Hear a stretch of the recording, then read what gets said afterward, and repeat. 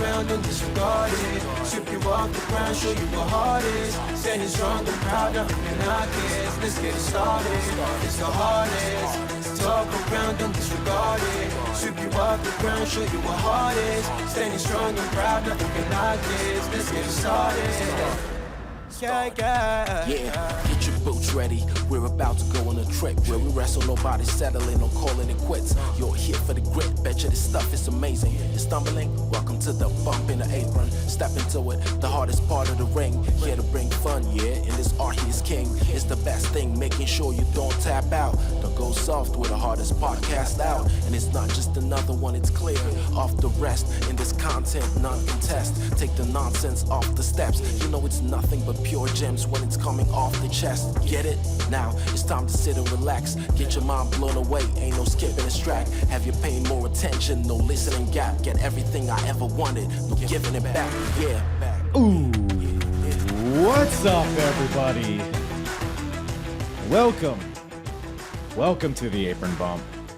I'm your host of the hardest part of the ring, also known as Kyle. And man, oh man, what a time. What a time today. As you're listening to this. Lots going on in wrestling, and it's not all good. I mean, with the Vince McMahon shit, oh, heavens to Betsy, that's a whole... The tea has been spilt. Am I right or am I wrong, gang? Yeah, the whole investigation with Vince McMahon, him stepping down, Stephanie coming in, the Jeff Hardy stuff, another DUI, like just in the Forbidden Door stuff and all like the restrictions and all the injuries that have plagued it. I mean, AEW and WWE alike have both experienced major injuries, champions, main eventers, people that were going to be focal points throughout the summer. You got, just a lot going on. Stadium shows that have been relegated to smaller arenas. There's just so much happening. And with that being said, I think now is the perfect time for me to, with all that in mind, I think it's the most topical choice to talk to you guys about Jackie Gata.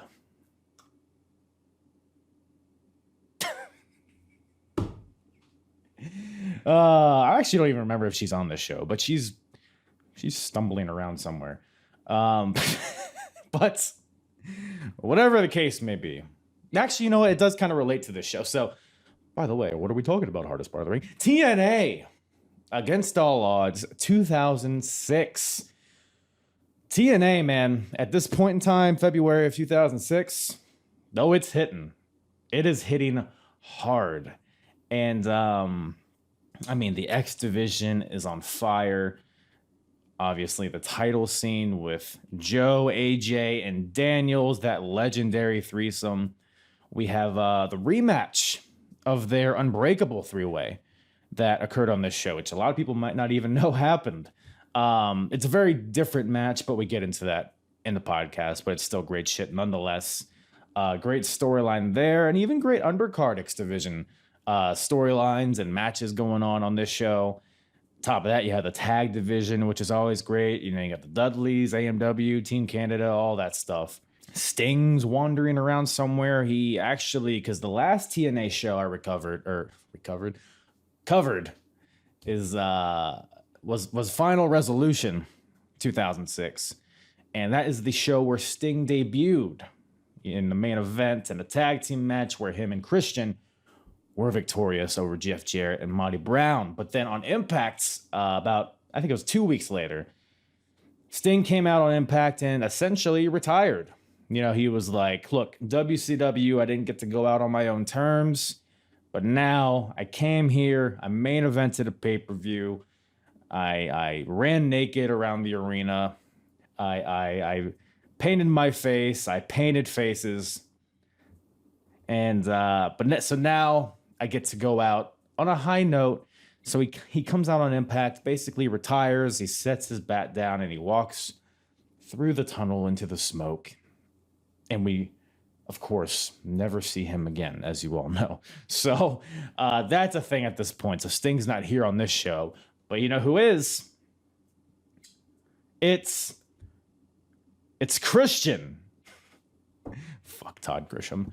But yeah, Christian, of course, main eventing this show for the NWA World Championship. That's right. Jeff Jarrett is defending against Christian Cage. And Christian's also, amongst all the stuff that's happening in the wrestling world, Christian also made some waves as well, turning heel on Jungle Boy, sparking some life into his career at this point. But in terms of Christian's career, you can make a very strong argument that his run in TNA was the high point of his career because he was really treated like a top guy. And that run really starts with this show. No spoilers here, but yeah, this is Christian's show. I'll just put it that way. But and yeah, and you got Rhino and Abyss tear the house down, arguably steal the show. There's a lot going on this show. Lots of great shit to talk about, and of course, all of your LOL TNA moments. So yes, really was a fun time talking about this show. And of course, Slammiversary. I'm full transparency, recording this before Slammiversary, but I believe this will be dropping after Slammiversary has happened, and there's a lot of classic TNA undertones with that show. I think they're bringing back the six-sided ring. I read that somewhere. I don't know if it's true or not, but it was on the internet, so it must be true. But yeah, just a good time for TNA, a good time for Impact, and a good time for my guest on this show. We brought on Matt from a pro wrestling podcast with Matt and Friends. He's joining me on this show today, and holy shit, we have a fun time. I don't remember if I got this in the recording, but he entered the call, and he was wearing a Hawaiian shirt, and I was like, cocksucker, I should have wore my Hawaiian shirt. And then it was a whole thing. I went and changed. I got naked. I don't know if we show this on the show. But man, just right from the start, it was a blast with Matt. So go check out his podcast. That is a pro wrestling podcast with Matt and Friends.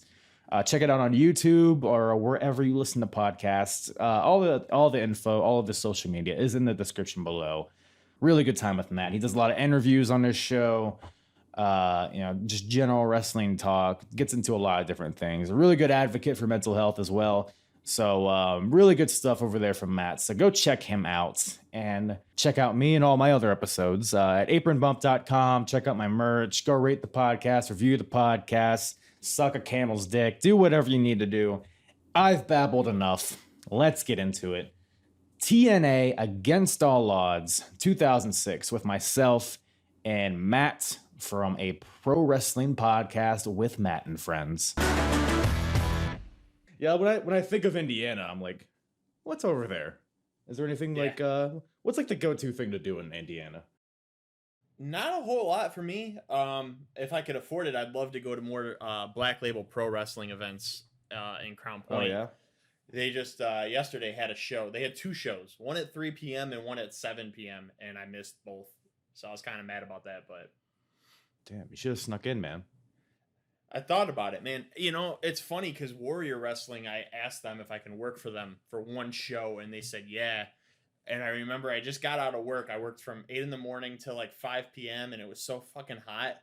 And they had it in a gym. And dude, like I was so on the verge of passing out. Like halfway through the show, I'm like, I'm fucking out. I'll see you guys later. Like, yeah, dude. Like I just imagine the wrestlers, how they feel. Yeah.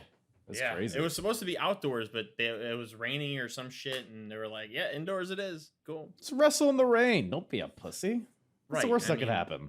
We could dance in the rain. They can dance in the ring whatever. That's man. Mount that. Put it on a wall. That's words to live by right there. Absolutely. I'm thinking about it, dude. Right next to my fucking Hurt Business poster, I'm gonna put that right next to it.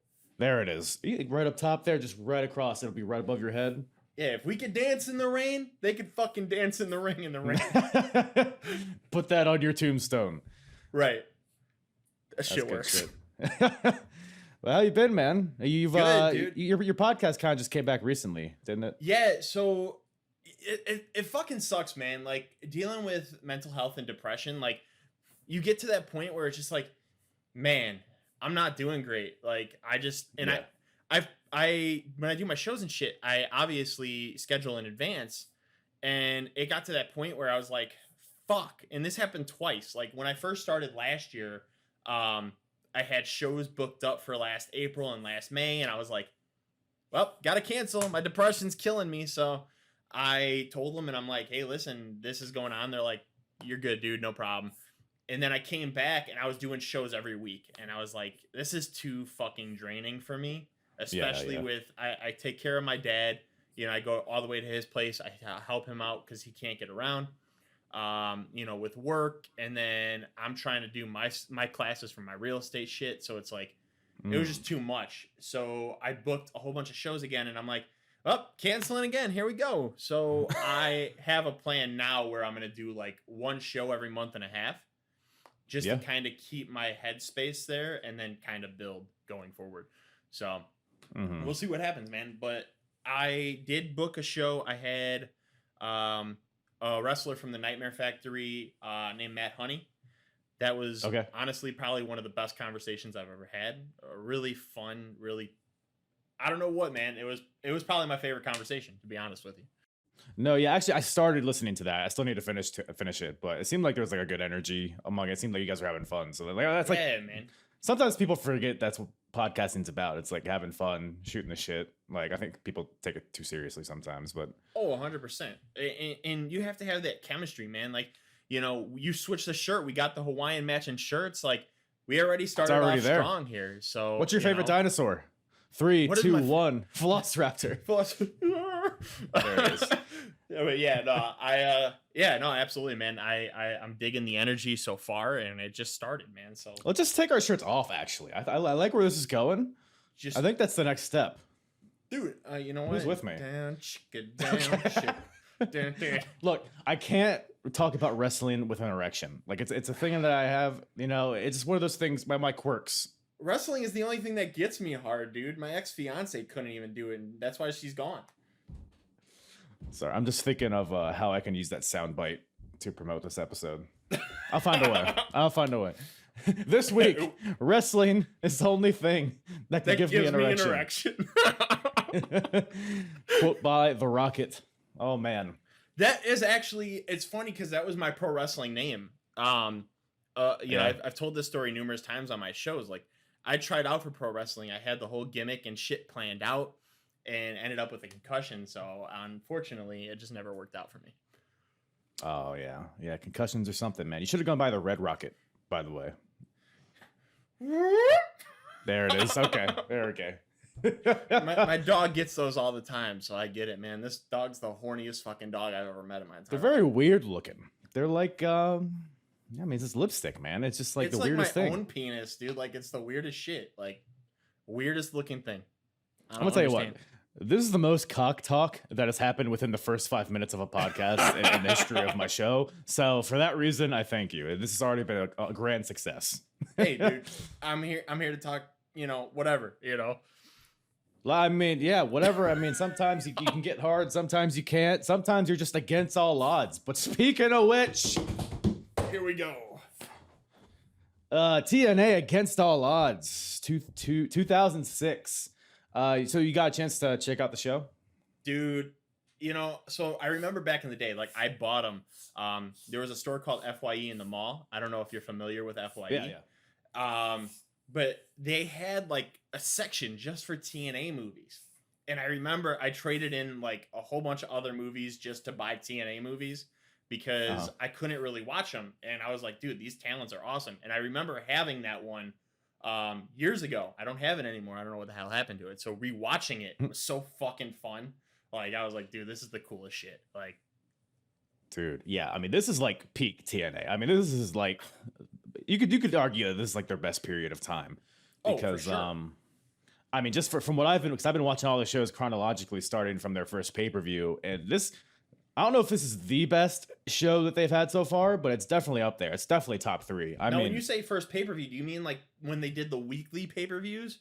Or are you no, talking so the about first from, like okay, first month. Yeah, their first 3-hour, whatever, 3-hour pay-per-view. So okay. Victory Road 2004 up until now, basically. Gotcha. So almost like a year and a half worth of shows. But Yeah, I mean, general thoughts on the show before we kind of dig into the matches and the all the shit. Absolutely awesome. I mean, commentating from start to finish was absolutely awesome. Yeah. I really think Don West and Mike Tenay really get shit on as far as their commentating jobs go, and I think they did a great job. I always did. The only time I ever had an issue is when Don West tried to turn heel, or was That it was Mike bizarre, Tenay, one yeah. or the other one? I wasn't a fan. I wasn't a fan, but their chemistry together was really good. I really enjoyed it, and that entire time it was fantastic. But yeah, great show from start to finish. There was one match that I was not a fan of, but obviously we'll get into that a little later here. But yeah, dude, 2006 I think was a great year for pro wrestling, not just for TNA, just in general. Like, I mentioned to you when we were chatting, like my favorite match ever happened in 2006. You had The Miz and Cody Rhodes both debut in 2006. Like, there was so much cool stuff that happened in 2006, and TNA completely killed it, especially with the matches, especially in this card. Like, it was just fantastic. Yeah, you were telling me your favorite match of all time is from Judgment Day 2006. Yes. London and Kendrick versus Eminem, correct? Yes, sir. Yes, sir. 100%. You know, it's funny because Paul London's my third favorite wrestler of all time. So watching that match, like, I don't know why, just seeing them win the tag titles and seeing the roll through that he did it, like, dude, it was just a great match. Great storytelling between both teams, obviously building up to that match. But I've never changed that match. Like, it has been my favorite since I've seen it, and that'll never change. Yeah, London and Kendrick are a great team. So were Eminem. Yet WWE has these like bubbles of time where they care about tag team wrestling, and that was like one little pocket where it was like them, and you had like the Hardys kind of come in for a little bit. So you had some great stuff there. Like, you had, you know, teams that came up just to fight London and Kendrick. Deuce and Domino were fantastic. I thought, they came in, you know, and then you build up from Matt Hardy to MVP, which I thought that whole thing was awesome going into that too. But yeah, London and Kendrick, my all-time favorite tag team. Great match, fantastic. But yeah, a lot of stuff happened in 2006, man. Fantastic time to be a wrestling fan. For sure. And yeah, TNA was doing tag team wrestling about as good as any other promotion out there, in my opinion. Absolutely. And that's where we start off with a huge tag team match at Against All Odds.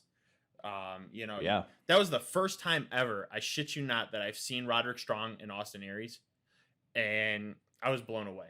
Like, when I first seen them in that match and the tag team chemistry they had, they were awesome. And I just continued to watch what they did solo. I continued to watch what they did with Generation Next and Ring of Honor. Like, they were fantastic. Yeah, Generation Next. I don't know. I'm glad you brought that up because their chemistry, like you said, was off the chain. Like, all the double team moves that they were doing. I don't know if you remember any specific ones. I know they were just like Aries and Strong. Like, one guy would hit an elbow and then the other guy would hit a drop kick and into a flatliner. Like, it was just so crisp. Do you have any like specific memories of like the moves that they did in this one? There was one spot in that match specifically too. Roderick Strong hit the gut check, and then I think it was, if I'm not mistaken, Chase Stevens. He popped right back up. Austin Aries hit him with the discus elbow, and then Roderick hit him with the sick kick. Like, dude, their combinations were just amazing. So good. There was one spot that I wrote down here, and this bothered me a little bit. I have notes here, so I'm going to be looking at my phone a few times here. Let's just say this. So Austin Aries, that heat-seeking missile suicide dive he hits through that, dude, fantastic. Chef's kiss, like, right into your screen. Beautiful, beautifully done. But there was a spot where Andy Douglas went for a powerbomb and had Austin Aries on, going for the powerbomb. And then Roderick hit a chop block. Aries went for the pin, and you could see specifically Andy Douglas's shoulder was still up the entire time. And all it was is the ref starts counting 1, 2, and Austin Aries just pops himself up, and the referee just stops. Andy Douglas did not move a single bit to kick out. And I was like, dude, that bothered me a little bit. No, but I mean, dude, brilliant match. I mean, the chemistry those four had together, and that was the second time those teams fought. The buildup was obviously they had that tag team tournament to find out who the number one contender was for the tag titles for later on that night. But, dude, the Naturals, always blown away by what they did in the ring. One of the best 2 tag teams from the early 2000s in TNA. Obviously, Oh yeah. you know, you can't say there was nothing wrong with them. Like they were brilliant. You know, everything they did with Chris Candido, everything they did with Shane Douglas, like just magic, bro. Magic. Yeah. At this point, the Naturals though, they are kind of, they feel a little lost in the shuffle, but with that being said, that was like a part of the story, which I liked. They were upfront with that because the tag team division, you have like, or for the titles, you got AMW, the Dudleys, and then you got another team that we'll see later. So the Naturals are kind of a tier below, but it's like, okay, that gives stakes to this match. And to your point about the commentary, they did a great job at laying that out. They gave you a reason why this match mattered, because otherwise it could feel like a throwaway match, but 100%. It was very much like, because you also had the aspect of Austin Aries and Roderick Strong. They were 2 X Division guys that have been undercard and they haven't really been featured a lot, and they've been complaining to management. They've been doing all these things to try to get noticed, and they've been winning their matches. You also have Austin Aries, who is kind of starting to transition into Austin Starr here with the glasses, the silly hat, the earrings. What was it, like the A's or some shit? Like, dude, it might have been, yeah. He had like it was like the TV star gimmick or whatever. Dude, I thought it was brilliant though. I loved it. I've never hated Austin Aries. Like, people shit on him for what he did to Impact Wrestling years ago. You know, with the whole infamous, oh, I got pinned, let me just get right back up and walk out like nothing happened. Right. You know, but I've been a fan of his forever, man. Roderick Strong, same thing. And, you know, I actually tried to get Chase Stevens on my show. I've been a fan of his for a long time too. Yeah. You know, timing always never. What's he doing nowadays? Are these 2 guys still teaming, the Naturals? No, I know Andy Douglas, I don't think wrestles anymore. I know Chase Stevens does. And I've known he's teamed up with his former tag team partner a couple times, Cassidy Riley, who was on a pre-show match at Against All Odds that we didn't get to watch. But yeah, he teams up with him once in a while, but he mostly does his own thing. And gotcha. Dude, he's built different, man. He's more jacked now. It's insane to see the size difference. Like, you look at him, you'd be able to be like, he was in the Naturals? Shit, dude. Yeah, I mean, they're both super young here, the Naturals. They got to be the early 20s for sure. Yes. So, and the fucked up part is, I remember they had that whole thing where they were going to get signed by WWE. And one of them, I forgot who or some shit, this was what rumor was, is one of them opened their mouth and said something before it happened. And then they were like, nah, never mind. Yeah, because their run in TNA doesn't last too much longer. I know they have the deal with Shane Douglas, which kind of gives them more direction. Yes. But after that, I don't think they did a lot more after this. And I don't really know. I think they were there for like a year left. That was it. Yeah, which is crazy. Like you said, they're a foundation of the company itself, especially the tag division. But yeah, really good opening match here. I don't even know if I mentioned what the match is, but it's Austin Aries and Roderick Strong versus the Naturals. We're kind of going backwards here. It's fine though. Oh, for sure. But let's say this, dude. The Natural Disaster, their finisher, one of the best finishers. I loved it. I've always been a fan of their finisher. Probably one of my top 5 all time. That's a great one. Yeah, and the transition into it was great because that's kind of what happens at the end. So they go for the Natural Disaster, which for anybody listening, it's like a cutter. How would you describe it? It's almost like a 3D if the other guys turned around. The way I explain it is like he Irish whips him into the rope, and it looks like he's about to go for a tilt-a-whirl. And then I think it's Chase Stevens that catches him into like a Tower of London jawbreaker type move. Tower of London's a good, that's a good way to describe it. Yeah, so it's like a Tower of London with the other guy holding the other guy's legs, so he stays parallel with the ground, so he like gets a jawbreaker to the shoulder. It's badass. It's great man. shit. It is badass. So they go for the Natural Disaster, but then Roddy pulls out Andy, I believe. Aries does a roll up onto Chase Stevens and holds the ropes, but the ref sees it, and there's a callback to their previous match on Impact, where that's how they got the win, where Aries got a roll up and held the ropes. But this time the ref is wise to it, and then the Naturals are able to capitalize on this by hitting the Natural Disaster for the win. So the Naturals get the win here, and I assume they'll be fighting for the title sometime soon, but maybe you know more than I do. I don't remember the whole 2006, but I think they did get a shot at the titles like a few months later, not too long, but a few months later. Right. Yeah. So definitely a solid way to open the show here. But then 100%. we go backstage to a few more of the foundational tag teams of TNA. We got AMW and Team Canada. So I don't know how much you remember about this storyline. So Jackie Gata comes in, right? And apparently she has some sort of tea to spill on like Jeff Jarrett and this whole faction of Jarrett, AMW, Team Canada, Larry's a bit, I don't know. But apparently Scott hired Alex Shelley because Alex Shelley has a camera, and apparently Alex Shelley is the only one with a camera, so they had to hire him. I guess that's the deal. No, it's 2006. I guess cameras are hard to come by. Don't really remember that much as a 13-year-old. Who filmed the whole pay-per-view? Alex Shelley. He had even during his match, like he just the entire time, you know. He did have a camera out there, to be fair. You know, he had a little tripod. Yes, 100%. But so Alex Shelley, so Scott D'Amore, and you correct me if I'm wrong on this. So Scott D'Amore sent Alex Shelley to Jackie Gata's house and filmed her doing something, and they're alluding to like it being like a sex tape of some sort. They said she was being kinky, quote unquote.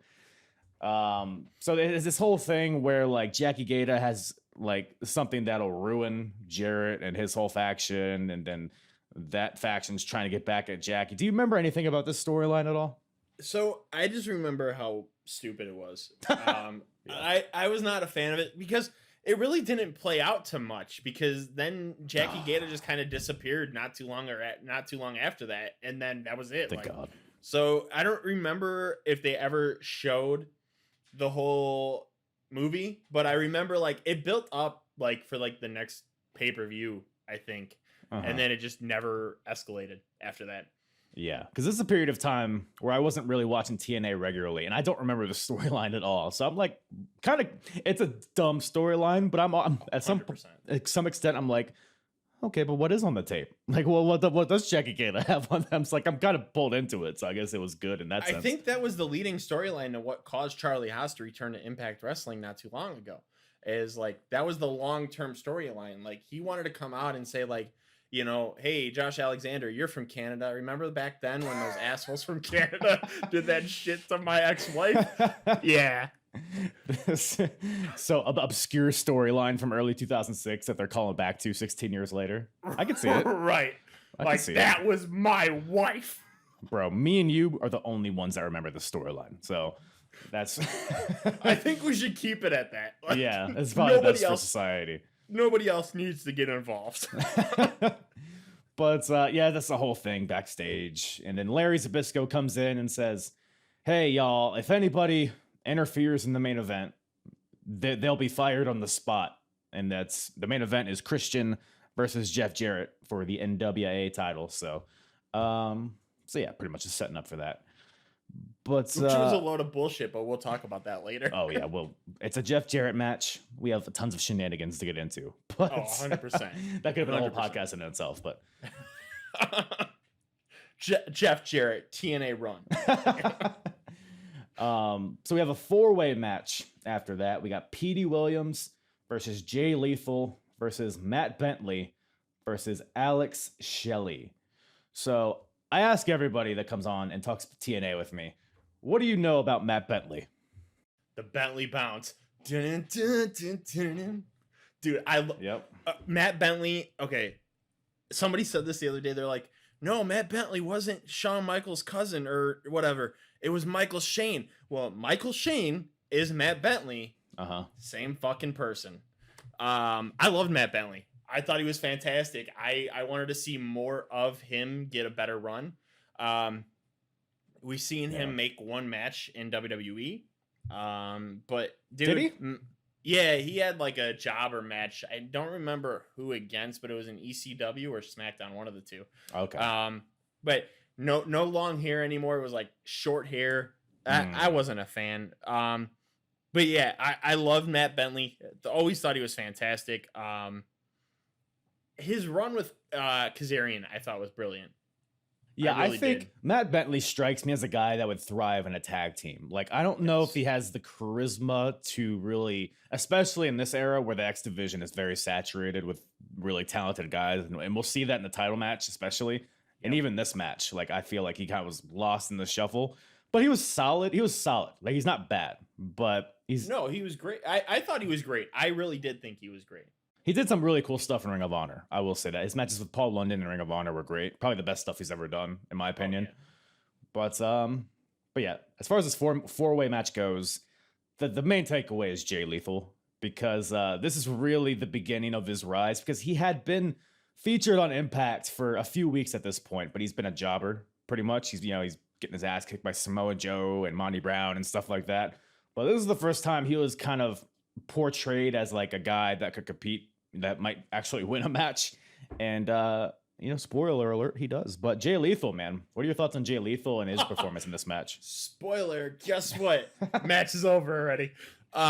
Dude, so the moment I seen Jay Lethal, I never seen him in Ring of Honor before this, because he was in Ring of Honor before he came to TNA. Yeah. I never seen him. This was the first time I ever seen him. And there was something that caught my eye right away. I was like, dude, this dude's going to be a future star, like main eventer, fantastic. Like, dude, just great athlete. And I was excited to see what happened. And the fans were solidly behind him. And I remember back then, I was like one of those guys, before MVP and Mr. Kennedy debuted in WWE, I was solidly a babyface person and hated all heels. Hated them. Good. That's how it should be. So anytime the fans would be like, this guy's the greatest, like, I'd be like, that guy is the greatest. But there was something special about Jay Lethal. He just had it, man. He really did. I will say this, and not to take away from Jay Lethal here, Alex Shelley is literally, in my opinion, the greatest pro wrestler of all time. Yeah? What makes you say that? I don't disagree, but I'm curious what your thoughts on it. Just how well-rounded he is in that ring. I mean, he studied from all around the world, incorporates everything that he learns from different parts of the world. Like, he's just brilliant. He's a brilliant strategist. Like, I'm sorry, but people say Daniel Bryan's the best pro wrestler, or this guy's the best pro wrestler, that guy's the best. No, I 100%, and this is solidly saying this, like, because he's not even my favorite wrestler of all time. I do think Alex Shelley is the greatest professional wrestler of all time. Wow. It's a bold claim. It 100%, and I will stand by that. The Kurt Angle's up there too. I think Kurt Angle is one of the best as well. I think he's right there with Alex Shelley, but I will say Alex Shelley is the best. And it was just a fantastic four-way though, between all four of them. Petey Williams, the master of the Canadian Destroyer, nobody does it better. Back in the good old days when he was the only one doing it, right? And now it's like, hey, your cousin did it, your mother did it, your grandma did it. You fucking, know, like Ricky Morton's doing it, like Dustin Rhodes is doing it, like, Scarlett Bordeaux is doing it. Like, stop, dude. Petey Williams is the master, and it's funny because Scott D'Amore is actually, if I'm not mistaken, was the one that originated the Canadian Destroyer, but Petey Williams made it famous. Is Scott D'Amore? Did he do it first, or was it like his idea? I think so. I've seen videos of him doing it. And there was story back then that Scott D'Amore was the first originator of the Canadian Destroyer. I don't know how true it is 100% because I'm not like, listen, Scott. I don't care if that's true or not. That's gonna be a fact in my head. I'm gonna spread it to anybody that asks me. Scott D'Amore, he's the first one that did it, motherfucker. Hey, Kyle, I'm like, hey Scott, what's up, buddy? Hey, so let me ask you a question. Did you create that Canadian Destroyer? And he's like, he's right here, by the way. He's like, I see him. Yeah, I did. And I'm like, all right, cool. You know, that's all you need. He wouldn't lie to you. But yeah, no, dude, that four-way I thought was great. I loved what they did with four-ways back then. It was like a one-on-one match, and they had to make a tag. Like, yeah, I loved it. TNA, awesome. It makes sense, kind of, because if you have just four guys in the ring, like, it's just gonna be chaos. Like, it's just gonna be a demolition derby. Like, you kind of have to build up to that, like, ending stretch where everybody's in the ring. So, and I like that too. I think Ring of Honor was one of the companies that really popularized this style. And like the early days of Ring of Honor, it was kind of like scrappy and it was very messy. But like TNA, by the time in 2006, it was pretty much figured out. And Ring of Honor, TNA, they flip-flop talent all over the place. Like I said, Matt Bentley, Jay Lethal, Alex Shelley, and probably Petey Williams too, I think even. They were all Ring of Honor guys at some point. Aries and Strong. Oh yeah. It was very fluid, back and forth. Yep. And but yeah, love this match. And Jay Lethal was super over, like you said. The crowd was with him. I'm not too familiar with Ring of Honor from this era, but I assume that he's a big deal in Ring of Honor at this point, and that's probably why he's got so much momentum with the crowd and all that. Well, I think right around this time in Ring of Honor, I think it might have been maybe a couple months before that or a year before that or some shit, but Jay Lethal did this whole storyline where he was Samoa Joe's protege. And they were building into a feud between the two, and I think he just came off a feud with Samoa Joe before he came into TNA. So I think people that actually were aware of Ring of Honor, and it's funny because I've talked to wrestlers on my show about this. Like they were like, outside of WWE, I didn't know anything else existed for a certain time, and I'm like, yeah, me neither. Like, you know, but I didn't know Ring of Honor was a thing. I just knew it was WWE and TNA, and then obviously the older I got, I studied more. And that's where I found out like Jay Lethal had this whole protege thing with Samoa Joe. And I think that's where he came off of, is like right off that feud into TNA, and people were behind him solidly. Yeah, for sure. Yeah, that makes a lot of sense because I'm watching Ring of Honor as well. And I'm in like 2003 right now. And Jay Lethal is just a member of Special K, which I don't know if you're familiar with that faction, but he's just like one of the 30 members of it. His name's Hydro. So he hasn't broken out yet, but I'm looking forward to the day where he does. Dude, Special K had so many fucking people in there. How many? Here, right now, how many people can you name a Special K? Dude, I can't. Because they changed, I believe a lot of them changed their name, and I can't even remember, but I know, if I'm not mistaken, there was like 16, 17, 20 people, like, all in this group. If you can name 10 of them, I'll take my shirt off right now. Dude, I can't. I can't. Man, I wish I could. I can't get an erection on the screen, man. My dad might watch this shit. Like, you just disappointed like 3 male wrestling fans by not naming 10 people. So I want you to know that. Okay. I could take my shirt off and disappoint more. Just saying, you know. That's a fair point. A fair point. But there was also some wrestling here. 100%. But yeah, no, solid 4-way match, man. I thought it was great. You know, Lethal picked up a roll through win. You know, we seen Jackie Gata come out in that match, distract Alex Shelley. What it looked like, Petey Williams was going to go for the Canadian Destroyer. Matt Bentley threw him behind him, and then Jay Lethal came in, rolled Petey up, got the 1, 2, 3. A little jackknife pin action out of nowhere, got the win. Jackknifing him, baby. Let's get it. So yeah, brilliant. Jay Lethal, which by the way, I don't know if you noticed this, but Jay Lethal's music is literally just oh my god, it's the Rob Zombie song. Do you know what I'm talking about? Can you do that one more time? I don't know the words. You know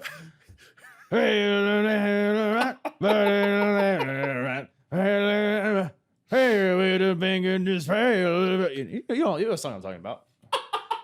You're making me hum it. Like, you know what song I'm talking about. But that's his song, but it's just the instrumental of it.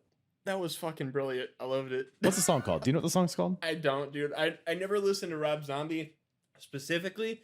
If I had to, like, if it was on a movie, TV show, an intro to somebody's theme music, like whatever, like that's the only time I really listened to Rob Zombie. So you only know Edge's theme song, basically. Oh yes. And then the SmackDown. Dude, I love that intro. Theme song. I honestly think, if I'm not mistaken, that theme song from Edge was probably my favorite back then. It was a good one. It was definitely a good one. Yeah, that was a period where they were experimenting with like music from like real bands, like not just like WWE instrumentals. And that was back when Edge was sitting in subways. Was he? Oh yeah. You said that, I was thinking of like Footlong, like the Hoagies. Yeah, he's sitting in a booth eating a sandwich. What storyline did I miss? He's like, "Can I get that $6 footlong?" You know, he probably did a commercial at least once. So, anybody know of a Subway commercial with Edge? Call in. But so after that 4-way, Jay Lethal gets the win. We're all happy. We're backstage. Shane Douglas, he's interviewing Rhino. And I made one note on this promo. Rhino says he's going to shove James Mitchell up Abyss's ass and then gore them both. Thoughts? Dude, Okay. Between Rhino and Abyss, their chemistry was brilliant, but that was the funniest shit, and it had me dying laughing. Like, I'm like, how the fuck do you do shit like that? Like, Shove somebody up somebody's ass. I mean, and there's a then few gore ways them you can. both. Like, you know, like, Yeah. I don't know, dude. Like, so is his head just up his ass, and then you gore like James Mitchell, and then Abyss just falls down? Or, No, like, I think you can fit all of James Mitchell inside Abyss. that's fair. Fistful. That's good technique. That's good technique. Yeah, no, I died, dude. I thought it was funny. I had a little water in my mouth, almost spit it out because I thought of how ridiculous it sounded. Yeah. And I was like, dude, Rhino was at his prime back then, but he said some dumbass shit. Oh, I right love now. Rhino promos. Rhino. People think of like Sid when they think of these like ridiculous promos, but Rhino's up there too. He's always he's doing this right. He's very wet always for some reason. Listen here, gore. It's always And he the same does that shit. fist motion. He's always like rubbing his, he's jacking off his forearms, With that spider tattoo. Oh man. I thought this watching this match, why does Rhino have a spider tattoo? He's a rhino. He's not a spider. He might be a rhinoceros spider, dude. Who knows? Oh shit. You're playing checkers and I'm playing chess, or you're playing chess and I'm playing checkers over It's here. a fucking scary ass animal, dude. I don't even know if I want to be around anymore. Yeah, man, I don't have nightmares about that. But I'm also gonna have nightmares about this next match. So we got the James Gang, Jesus Christ. the team of BG James and Kip James, aka the New Age Outlaws, versus the Latin American Exchange, the team of Homicide and not Hernandez, not Apollo, but Machete. What's your favorite, Matthew? Let me ask you, what's your favorite Machete match? Dude, that one, because it was his last, I think. his first and only. That was, dude, I did not even really 100% want to pay attention, but There because wasn't a lot I going knew on we were with this doing match, I'll this be honest. show, I had to. But damn it, Conan, that was my daddy. Like, dude, I even wrote that in my notes. Like, that was the first thing I was gonna Oh say. my god. Dude, this storyline has been going on for I was tripping out because my door's closed on the camera, but it was open here, but it's the one that's not in frame. Sorry, I just had a moment. That's some scary shit, bro. That's that rhinoceros spider closing your door. Yeah. Let me close this, because this is gonna be open on the downloads. It's the whole thing. You're gonna see my dildos. You're gonna see. By the way, I am wearing pants. They're just short, right? All right. I'm not wearing pants. I am butt naked from. Do you see the these chest tan down. lines here? Look at these tan lines. So we got the James Gang, right? So we got the James Gang versus LAX. And so it's been a whole story, right? So like since the beginning of TNA, like the James Gang, 3 Live Crew, they've been like not trusting each other. It's the whole thing. And then so Kip James comes in. It's all people have heard me talk about it. They're probably annoyed at me talking about the storyline. But I'm annoyed of watching this storyline because it's lasted 2 goddamn years and it will never end. It doesn't even seem like it's over at this point either. So now they got this dumbass Machete coming in here, which is like, I don't know. It's like Ortiz and Santana blended together and then you zap them of all the talent. I guess is how I would describe them. But yeah. And then you put a little Vladimir Kozlov's personality into it. double E. Before Santino, like before Santino. Oh yeah. Personality. No, white tights Vladimir Kozlov. Mix that with Santino and Ortiz, you get Machete. Then you have Machete. But so Fucking so stupid. originally the LAX was Homicide, Conan, and Apollo, but Apollo no-showed the previous pay-per-view, and they fired him because fuck him. And then they brought in Machete, and Conan kind of explains this in the promo before the match because this is Machete's debut. Like he wasn't on Impact or anything. So Conan's like, "Yo, when one soldier goes AWOL, You got to find another one. So I went to the Bronx and got Homicide. I went to, whatever other place in New York. No, he and went to got, Brooklyn and got Homicide. He went to the Bronx and got Machete. He Thank got you. Machete off the streets. Oh man, they see it's in LAX. It's an iterative faction. We're still trying to figure out who's going to be a part of this. So that's at least what commentary is telling us. Jesus, dude, that was the fucking worst thing I've ever fucking watched in my. No, I shouldn't say that's the worst thing. There's been dumber shit. But God, dude, that was so awful. And then it was funny because after the match, Machete's like, "Yeah, we did this," and I'm like, "Dude, get the fuck off my television." You're gonna be gone too in a matter of months. Enough of you. And then they're bringing in Hernandez, and then that's it, dude. Then it's good. That's it. But yeah, no, Machete, dude. I was like, dude, this dude can't fucking go. Like, so stupid.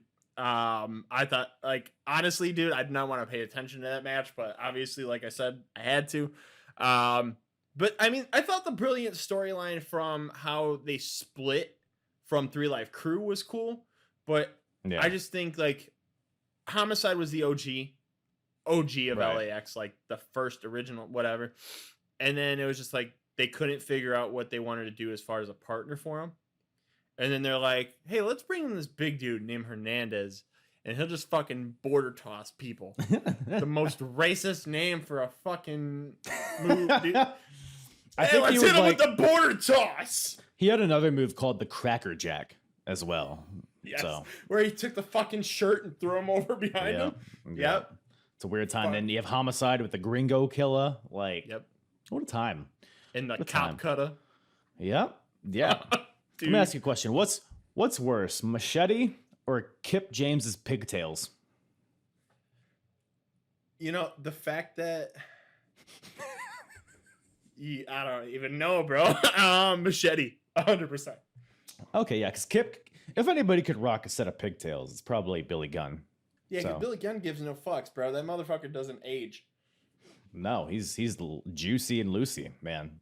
And he scissors people now. Fucking. Wait, what does he do? He scissors people now with Anthony Bowens. Here, come here. Let's get it in there. Yeah. Yeah. All right. But yeah, no, dude. I fucking love it, dude. I've always been a fan of Billy Gunn, though. So watching him and BG go through a match where they had to wrestle somebody as legendary as Homicide and some guy nobody knows existed. He comes out of a fucking tool shed and he's like, "I'm a Machete," and they're like, "Go back to your shed," and he's like, "Okay." Machete, huh? We're having fun. Dude, so fucking dumb. But yeah, I mean, we've seen it was a pretty quick match, thank God. BG ended up hitting the pump handle on Machete. Mhm. That's sent his ass packing. By the way, Machete kicks out at 3.5, which I thought was a weird move. 3.5? I did not pay attention It was to that because 1, I was just glad it was 2, over. 3. Like he had to get this shit, like he's Hulk Hogan in the 80s. Like he has to get his heat back, brother. I got this. I'll kick out at 2.5. 1, 2, 3. Oh shit. Fucking cocksucker Machete. I've already had enough of him. But yeah, like you said, BG gets the win on Machete. The match is whatever. I mean, but we're talking about how ridiculous this all is. But this storyline has been like a constant thread for over a year. Ever since Kip James debuted over a year ago. And then the 3 Live Crew had their internal struggle. Conan turns on them, starts the Latin American exchange. And then after the match, LAX beat down the James gang. But then in comes Bullet Bob to make the save because he had been attacked backstage a few weeks ago before the Final Resolution pay-per-view. So it's been over a month. But he's back here and him and Conan have a little face-to-face and Conan runs away from 76-year-old Bullet Bob Armstrong. LAX, they go scurrying. And it looks like this feud is nowhere near over. So kill me. So Kill us all, dude. Kill us all with the machete. Kill us all with the machete. Yo, chop our balls off and shove them in our mouth. So backstage, this next segment, we got Slick Johnson. Speaking of which, Slick Johnson.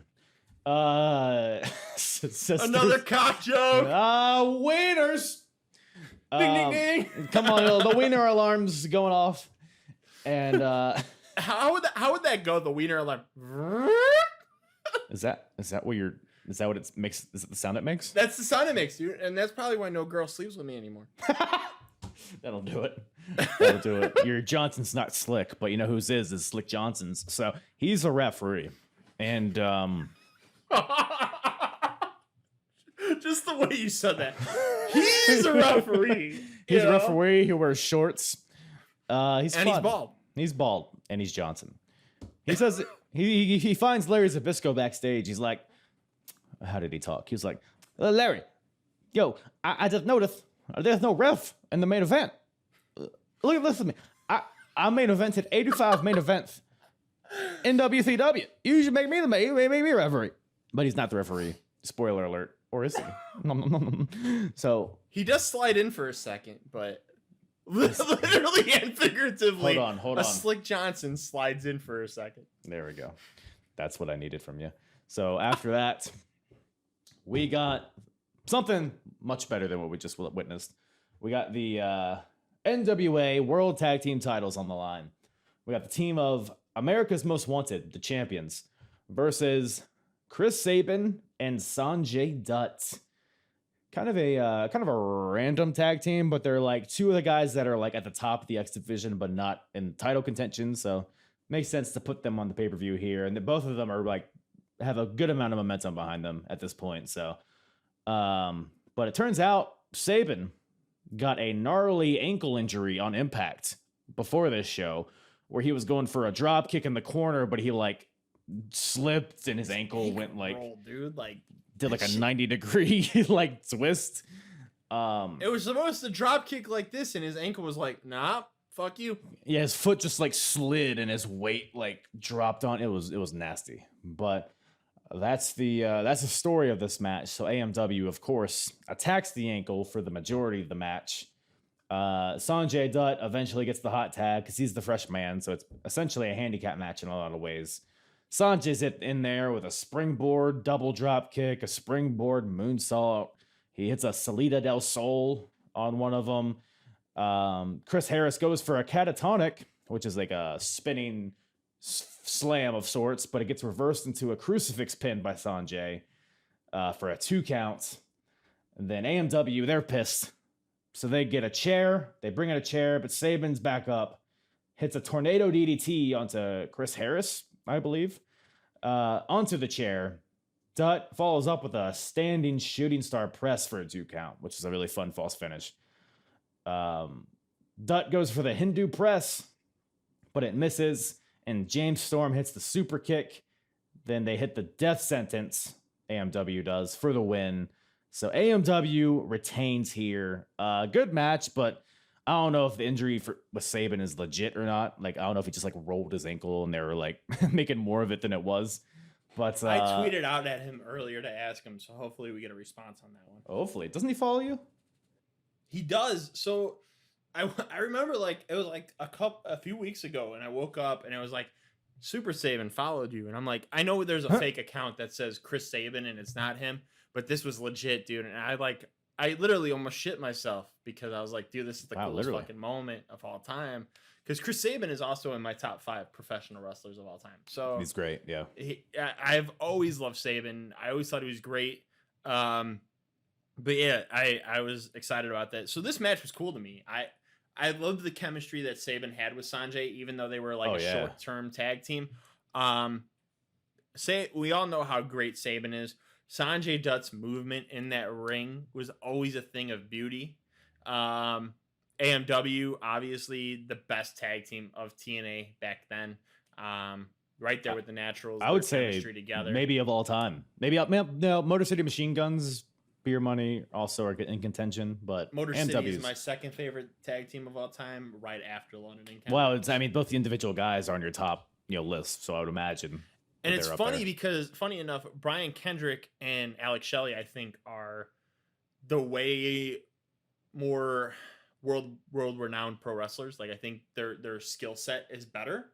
Mm-hmm. But there was something that I just took to Chris Sabin, something I just took to Paul London. But, like, I honestly think, and this is me being realistic, I think Alex Shelley is a better pro wrestler than Sabin, and I think Kendrick is a better pro wrestler than London. But I like the other two better. I don't That's know. fair. It's weird. But yeah, no, great match. I mean, the death sentence, another great finish. It's up there, with one of the best finishes of all time. The first time I ever saw this move was the Dicks when they did this in WWE. So that's who I associated with. Fucking Dicks. Another Chad dick and joke. well, no, that's their name. There just happens to be the know. last name. Chad and Wiener Dick, or I don't know. Wiener Dicker. Yeah. Now I got to look that up because that's gonna bother me if I don't know what the fuck their names are. Just Google the Dicks so you can figure out what their names are. The Dicks. Yeah, no, I know it was Chad, but I don't remember the other guy. Was it Tank? No, it wasn't Tank. Tank Dick. Tank Dick. We got Tank Dick in the ring. He's doing his thing no. again. Fucking Tank Dick. It was Chad and James Dick. There you go. Of course, Jimmy Dick. James Dick was actually named Tank Tolan in OVW, so that's why I was like there. I do know that name. I didn't realize they were the same people. Yeah. So yeah, no, dude, fucking so the dumbest shit ever. I mean, who fucking likes the Dicks, dude? Come on. I mean, at least half the population does. That's true. That's Yeah. very true. That it is Gay Pride Month too. So I mean, Hail Satan. hey, I mean, Satan. You said what? I said Hail Satan. I mean, Satan. Hail Satan. Hail Saban. Hail Saban. Yeah. But yeah, no, I thought it was a fantastic match. And if anybody does not know, the death sentence was a bear hug hold into a diving leg drop. Uh-huh. Fantastic finish. Chris Harris should not have done the leg drop out of the two of them. Bigger guy. But Yeah. I mean, he made it work, dude. I mean, brilliant. I loved it. Good match, fun match. Like you said, they worked the ankle the entire majority, but Yeah, and this is all I should say. This all was set up because so Team 3D, there was an online vote. The fans could choose who Team 3D was facing on this pay-per-view, and they had the choice between Team Canada and America's Most Wanted. So apparently, the TNA fans chose Team Canada. Don't know how legit that is, but the fans chose. But AMW. This opened up AMW because they didn't have an opponent for the pay-per-view. So they had like you mentioned earlier, they had a little mini tournament to crown the new number one contenders, in which Saban and Dutt won that. So, but that's basically what's led us to this match. And like you said, it was very ankle heavy, this match. But the ending stretch here, it gave Sanjay Dutt a platform to really show what he's capable of, because he's been featured in like scrambly, X Division, whatever matches, but this is like the biggest stage I think that he's gotten so far. So, yeah, all guys involved killed it, and yeah, I was a big fan of this stuff. Oh, 100%, great match. And then now we're backstage once again with Jeff Jarrett. Jeff Jarrett's cutting a promo with Shane Douglas, and he's basically building up to the main event with Christian, and he's going on about that, and then Monty Brown cuts in. And before Monty can even really say anything, Jarrett's like, listen, Monty, I know what you're going to say. You want a title match. You want to take the title to the Serengeti, yada, yada, yada. Okay, I'll win the main event. You got next. And then Monty's like, okay. And that's pretty much all that is. So, but yeah, very subdued version of Monty Brown on this pay-per-view. But yeah, what are your thoughts on the alpha male? Monty Brown, the best TNA wrestler to never win a world championship. Easily. The bounce. Beautiful. I fucking love Monty, dude. Like, just the way he would do that, like the transition, he's like, bounce, period. Like, okay, cool. He's so good, so charismatic, so like believable, so unique. It's like I say it every time I see Monty Brown. It's amazing that he was never a bigger deal in wrestling, but sad. It is what it is. 100%. He got to WrestleMania. I guess that's something. Marcus Which not Corvon. everybody does. So Yeah, that's very true. Monty Brown and Nicholas both got to WrestleMania. So Nicholas won a championship though. Monty Brown did not. shit.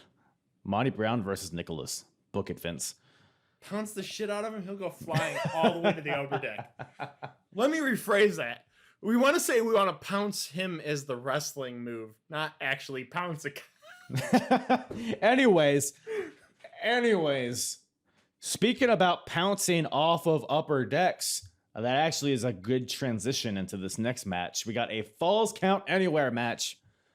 Rhino versus Abyss. This match fucking ruled. What were your thoughts on it? Dude, their chemistry, like I said earlier, was brilliant. Like Abyss and Rhino, I can watch them now and I'd probably be like, all right, cool. Like it probably wouldn't be as good as it was, but I mean, just dude, like I was blown away, and that was Abyss at his prime. 100%. Oh yeah, for sure. Yeah. I mean, when he started talking, I just was not a big fan as much anymore, sadly. I think he was one of those wrestlers that should have just stayed quiet. And I don't mean that in a disrespectful way. Like, no, you're right. I hate his fucking It has voice. It gives him that mystique. It gives him that, like, he's an animal. And then you have James Mitchell, who's such a good talker, and he was a perfect fit with Abyss. And then once they broke up, it was kind of, Abyss kind of went in a weird direction, to your point. But yeah, where he came out from a fucking prison, teamed up with Matt Morgan, and then fucking was like, Hulk Hogan, let me have your ring. Like, get the fuck out of here, dude. that was a good Abyss impression. I tried, dude. I worked on it so much, dude. Like, I have an uglier mask than him, but it's all good, dude. Some people would just call it my face, but some people. No, great match, man. I died when fucking Rhino put the fucking trophy in between Abyss's legs and hit it with the baseball bats. God. Those are some random ass trophy that Rhino brought out from under the ring. Which, why is there a trophy under the ring? First of all, right. The first and only time you'll see a trophy just randomly under the ring. And it was a big ass trophy too. Oh yeah. You know, it was like, hey, we just won fucking first prize at like a fucking cake war or some I don't even fucking know what the fuck I'm saying. But like, dude, like that's your first who wins trophies? Cake war people. Cake war people. A big ass one. But yeah, dude, like they fucking pulled this shit out, fucking put it between his legs, took the baseball bat, and Abyss is like, ow, my nuts. Like my Abyss balls. Yeah. My Abyss balls. But yeah, then we seen Abyss fire back later on with the fucking staples to the forehead, like he had fucking time to run out the staples. God. Yeah. You know, and then I mean it was a great match. I think it was the first match and only match that we seen every table that got involved in the match get used. There were a lot of them. There were at least 6 of them, at least, six right? or 7, yeah. Yeah. And like then we seen you know, the ending, how it got used. You know, we seen all 4 tables come into play at the end there with that fucking little shoulder tackle. I wouldn't even call it a fucking gore. It was like, it was a gore, goddammit. Don West told me it was a gore. Oh yeah, so. I'm sorry. Don West, we love you, brother. I looked up, like he's gone, like he's sick, but he's not done. He's still here. How dare you? We love you, Don West. We do love you, brother. DW's the man. We are praying for you to get better. Absolutely. But yeah, no, the chemistry between the two, fantastic. Yeah, all the fans. For some reason, I'm watching this match and I'm like, I thought for some reason Rhino hit the pile driver on Abyss at some point, and he didn't. But Rhino's pile driver is fantastic.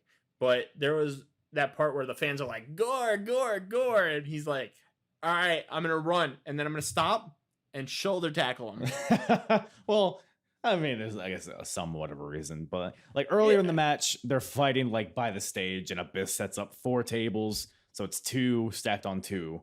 And then they fight backstage for a little bit. They swing bats at each other. They hit cars. They come back. Abyss staples the shit out of Rhino's head.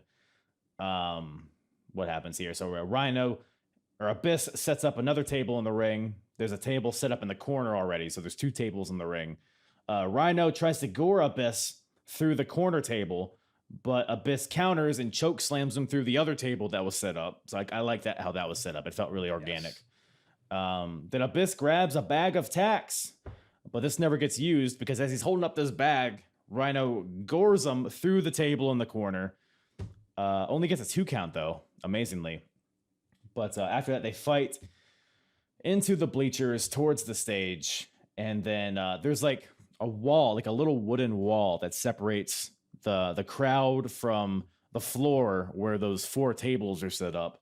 So Abyss just kicks down the wooden wall, takes like a piece of it, smashes it over Rhino's head, which looked awesome. And Abyss goes to choke slam Rhino through all these 4 tables, but Rhino counters and he gores him kinda off the ledge. So Abyss goes toppling off the ledge through all these 4 tables. Rhino goes down there and pins him. So Rhino gets the win here. after a shoulder block. But you know, Rhino, if he gored him off of the thing, he would get a concussion and he'd die. And They'd both be gone. Yeah. Yeah. So he's just anymore. A strategist. This Rhino. 100%. So. Hey, yo, do we get like a second to go grab another beer? Is that cool? You know what? That actually sounds like a great idea. I have to hit the head, and I'll make another drink as well. Cool. All right, I'll be back, guys. Yeah. All right, we're back, folks. We are back, dude. Urine breaks, beer breaks. Oh man, just what the people want. Just what the people want. More dick jokes. Just kidding. So, what's your favorite dick joke, Matthew? I don't know. The fact that I don't have one. I don't fucking know, dude. I'm not good with dick jokes, man. I'm not. That's probably okay. I just, make stupid jokes about my own and we'll call it a day, That's all you need. That's all the people want. That's all people want is dick jokes about themselves. But yeah, no, man.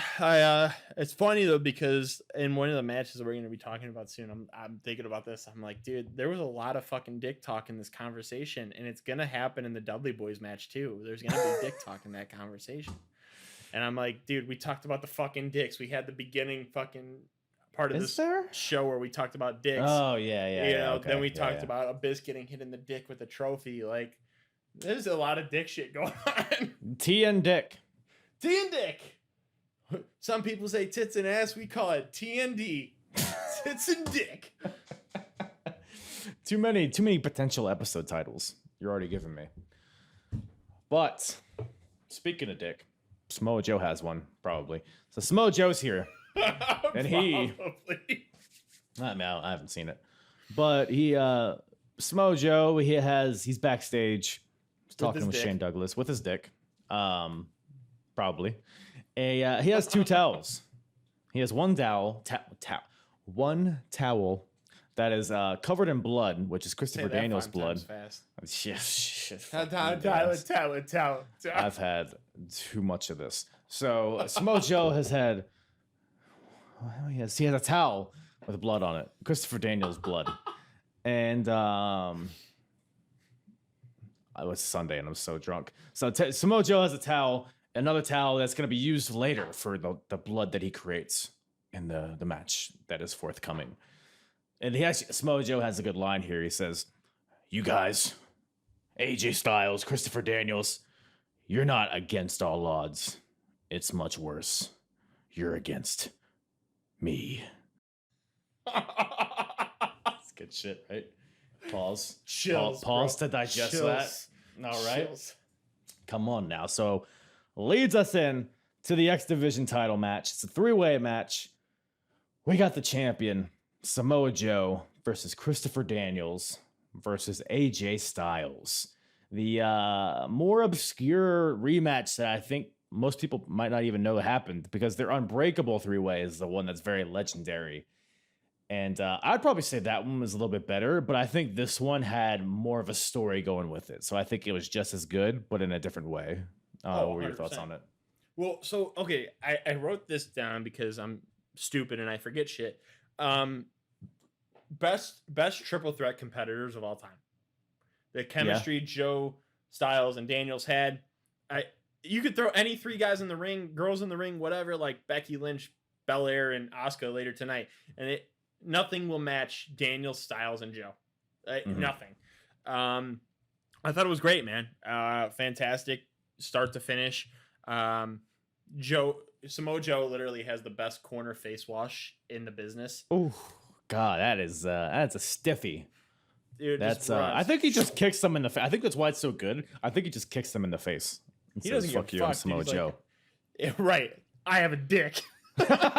You guys might, but so do I. Right? So that's kick. Well, that's a storyline, right? Is that they're fighting to see who has the biggest dick. Yeah, I mean, I'm Isn't that just what wrestling is? To see who's got the bigger dick. I mean, obviously years ago they had that picture online where I forget who posted it, but somebody sent a picture about Seth Rollins in a nude. Oh yeah. Posted it online, and we all know that that's not the biggest dick. So it's fine. It's a fine looking dick. What are you saying? It looked like a vagina. Okay. No, it didn't. But anyway, It makes me ashamed of myself then. Me But go too, ahead. man. Me too. But yeah, no. So this match was fucking fantastic. We seen that happen. There was a spot there that I thought was amazing, which we see sort of a similar thing between Otis and Chad Gable with the German suplex discus lariat. Ooh, yeah. We seen Samoa Joe have Daniels in like a back suplex kind of build, and we seen Styles hit a discus clothesline and fucking Daniels lands right on his head. Yes. There was a good amount of that in this match. There was a lot of like accidental double team moves. Like there's one point where Daniels had AJ for a flatliner, then Joe like comes out with like a claymore to the back of AJ, and then Daniels drops him down the flatliner. So you had all this kind of intertwined like double team moves, and like you said, their chemistry for a three-way match, because three-way matches can kind of be discombobulated very easily. But the way they did it, it was so organic and it was so smooth. And it's funny that you mentioned that, because they all did it like each of them did separate. So like we had the one you just talked about with Daniels and Joe. We had the one I just talked about with Styles and Joe. And then later on in the match, we seen a flying forearm Death Valley driver from Styles and Daniels onto Joe. Yeah, so it was like they all were like, hey, let's all do like a double team move on one person, but make it look like, that's just like the testament to their like how they laid out this match. Everything made sense in that way. So it's like nobody was really like aligned with each other. It was three people facing each other, but it was just circumstantial in how like these double team moves happened. So and let's just say this, dude, nobody hits a Uranagi and nobody hits a fucking BME better than Christopher fucking Daniels. Dude, his BME is sexy. It is the best moonsault ever. Like literally, that is what it is. I mean, Chad Gable's is a close second. I mean, we just talked about Chad Gable, but Chad Gable's to me is the close second. I would say Kurt Angle's is better than Chad Gable. Okay, yeah. That's just me. No, that's very fair. Kurt Angle had a really solid one too. I mean, Lita's was cool too. Mm-hmm. But yeah, nothing ever will touch Christopher Daniels. So good. And the fact that that dude is like in his 50s and still fucking killing it. Mm-hmm. And he doesn't fucking age, dude. That's I don't even fucking know anymore. All these guys are still going. It's crazy. But dude, Samoa Joe's a goddamn champion right now. Right. And he's like, what, 42, 41? Yeah. I don't know. But dude, the sick fucking snap power slam that Joe hit on Daniels in this match. Dude, just his snap power slam in general. Thing of beauty. But we seen that shit and I was like, dude, quickness. For a big dude, Samoa Joe always had quickness. Mm-hmm. You know, he still kills it. But we did see the ending in the match where Samoa Joe did hit a muscle buster on AJ, and as he was going down, I don't know if you heard it, but if you really pay attention and put your ear close to the screen or, you know, headphones, whatever you're listening to, if you hear it, you'll hear him when he's landing. He says, Wendy, and fucking drops him. Does he? No. I must have missed that part. I'll need to go No, back. he does not. But really stick my ear in the microphone, you know? Like, let me tell you a secret. Yeah. Wendy. How's Wendy doing? But dude, fucking brilliant. I mean, and it's so sad that Samoa Joe really didn't get to use the Muscle Buster in WWE because of the whole Tyson Kidd thing. Yeah. I think a lot of people sold it very well, and I think just because of one freak accident, he got to stop using it. Like, he was probably the safest with that move. Yeah. You know, Samoa Joe, just brilliant. That Muscle Buster is so fucking impactful just because of his size. Like, he does it beautifully. The way he just walks around with a guy, like, you know, sometimes he'll hold him with one arm and it just like he like skip runs and then like drops down. He's such a cocky asshole, but it's so great. Dude, just Samoa Joe's run in early TNA was amazing. Oh yeah. We're in the midst of his undefeated streak here. Yep. And it's some good stuff. It's like peak Samoa Joe from like a physical standpoint. What did they standpoint. say in that match? It was like 8 months undefeated Samoa Joe. Something like that, yeah. Yeah. Dude. X Division champion. He's on top of the world right now. And wait till you get to next month. Oh yeah. And but yeah, like you said, so the Death Valley driver, forearm combo onto Joe, knocks him out for a good amount of time. So, but AJ and Daniels are kind of jockeying for position on the top rope. They're fighting each other. And this allows Joe to kick Daniels off the top rope to the floor, muscle buster onto AJ. So Samoa Joe gets the win. And we're on to the rest of the year. I'm not really too familiar with the rest of 2006, so I have no idea where this goes from now. I know Daniels and AJ end up teaming, but as far as what Joe's trajectory is, I'm not really too familiar with it, honestly, until he, meets Joe Kurt still Angle. continues to kill it. Joe, I assume so. Up until the whole Kurt Angle thing, he still dominates. Yeah.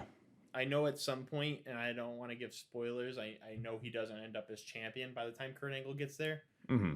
But I know, if I'm not mistaken, he doesn't get pinned. It's like a triple threat or fatal 4-way or something. Right. Yeah. You know? I know he's undefeated. I know his first loss is to Kurt Angle. That's all. That's what I know. Yeah. But yeah, still good stuff here. But yeah, the story, because I think everybody is aware these three guys had great matches together. But I think what gets kind of is a little under the radar is how good the storyline was. Yes. Because Daniels and AJ were feuding for several months in 2005 for the X Division title. They had a ton of great matches. And then Samoa Joe comes in, he debuts, and he's like the X Factor. He's just destroying everybody. He comes in, he beats like Sanjay Dutts and the Chris Sabins of the X Division. Finally gets an X Division title shot, and he wins it. So this almost forces AJ and Daniels to kind of okay, we need to kind of band together here and take down, because this guy's so dominant, and it really builds up Joe really well. And then you have Joe gives Daniel, he brutally beats him down after a match, hits him with a chair, muscle buster on the chair, kick came to the guardrail, gives him a concussion, puts him on the shelf for a month. And then you have AJ comes out, because Daniels and Joe were having a match, and then AJ sees Joe just battering Daniels, about to end his career. So AJ, even though him and Daniels had that long feud and they don't really like each other, AJ's Daniels at least he respects the X Division code, which is very similar to the Ring of Honor code of honor. So AJ throws in the towel. He's like, Joe, me and Daniels don't like each other, but we respect what the X Division is. And Joe, he's just this savage, but we can't stop him. So all these intertwining things, it just makes for arguably the best storyline going on in TNA at this point, and also the best in-ring stuff. So yeah, the X Division was on fire here for sure. Oh, 100%, dude. And like I said, like you said, I should say, long-term storyline too. You had where the year before it was Daniels and Styles, and then Joe comes along, and they had that amazing match at, what was it, Unbreakable or something? Yeah, the three-way triple threat, and it was the best triple threat match of all time, in my opinion. I think it was literally the greatest of all time. Like I said, the chemistry between all three of them, unmatched. That storyline it built up to leading into Daniels and Styles teaming up as tag team champions, beating LAX later on. Just their whole build between Daniels and Styles in the long run of TNA, fantastic. And you add Samoa Joe to the mix, fucking. And then they would have rematches 4 or 5 years later, call back into this stuff. So yeah, like you said, the long term storytelling of this was great. Oh, 100%. But after that, we have something a little different. We got a tag team match, not for the titles, just a tag team match. Team 3D, the team of Brother Devon and Brother Ray, versus Team Canada, represented by Bobby Roode and Eric Young. My question is, who came up with their fucking names? Was it Hulk Hogan, where he's like, "Let me tell you something, Brother Devon. Let me tell you something, Brother Ray," and they're like, "I think you got something there." What else would you call them if it's not the Dudleys? I don't fucking know, dude. But why'd you have to? You could have just called them Ray and Devon. You literally had to throw a brother in there. Okay, Hulk Hogan ruined TNA a few years later. Brother Ray, Brother Devon. Let me tell you something, brother. Get the fucking tables. But yeah, no, dude, it was fucking ridiculous. But I mean, Team 3D, you can't fucking shit on what they've done in the ring, ridiculous name or not. They were fucking great. I mean, they dominated in TNA in the beginning when they first started. Yeah, they're a huge name at this point. I mean, because we got Christian and Sting. This is a period where the ball, it's snowballs when everybody starts coming to TNA. But Team 3D were one of the first big names that came, but before Christian, before Sting, and an already really elevated tag division. So it was a perfect fit, and they did a lot of great stuff, especially in the early years. Oh, 100%. And like I was watching one of your other videos and you even mentioned this too, and I 100% agreed with you. You know, you had guys like Team 3, Jeff Hardy, Sting, all these guys come in, but Christian really felt like the first big name coming in. And 100% I agreed on that. The Team 3D when they did debut, I felt great because it was a whole different scene, and I felt like the team divisions in TNA at that time were starting to become more successful than what WWE had. Right. You know, WWE was doing their own thing where Eminem came in and Paul London and Brian Kendrick, and then you just had teams starting to come up, you know, which was fine. But I think TNA at that time had the best tag division. You had the Naturals, AMW, Team Canada, Team 3D, you know, just great. You know, you had LAX about to start. You had James Gang, New Age Outlaws. Fuck the James Gang name. Never ever want to call them that again. You know, I think James Gang name was better than fucking VKM or whatever the fuck they called it. It's like Vince McMahon. Get it, fans? Vince and Let me tickle Kennedy your chin. McMahon.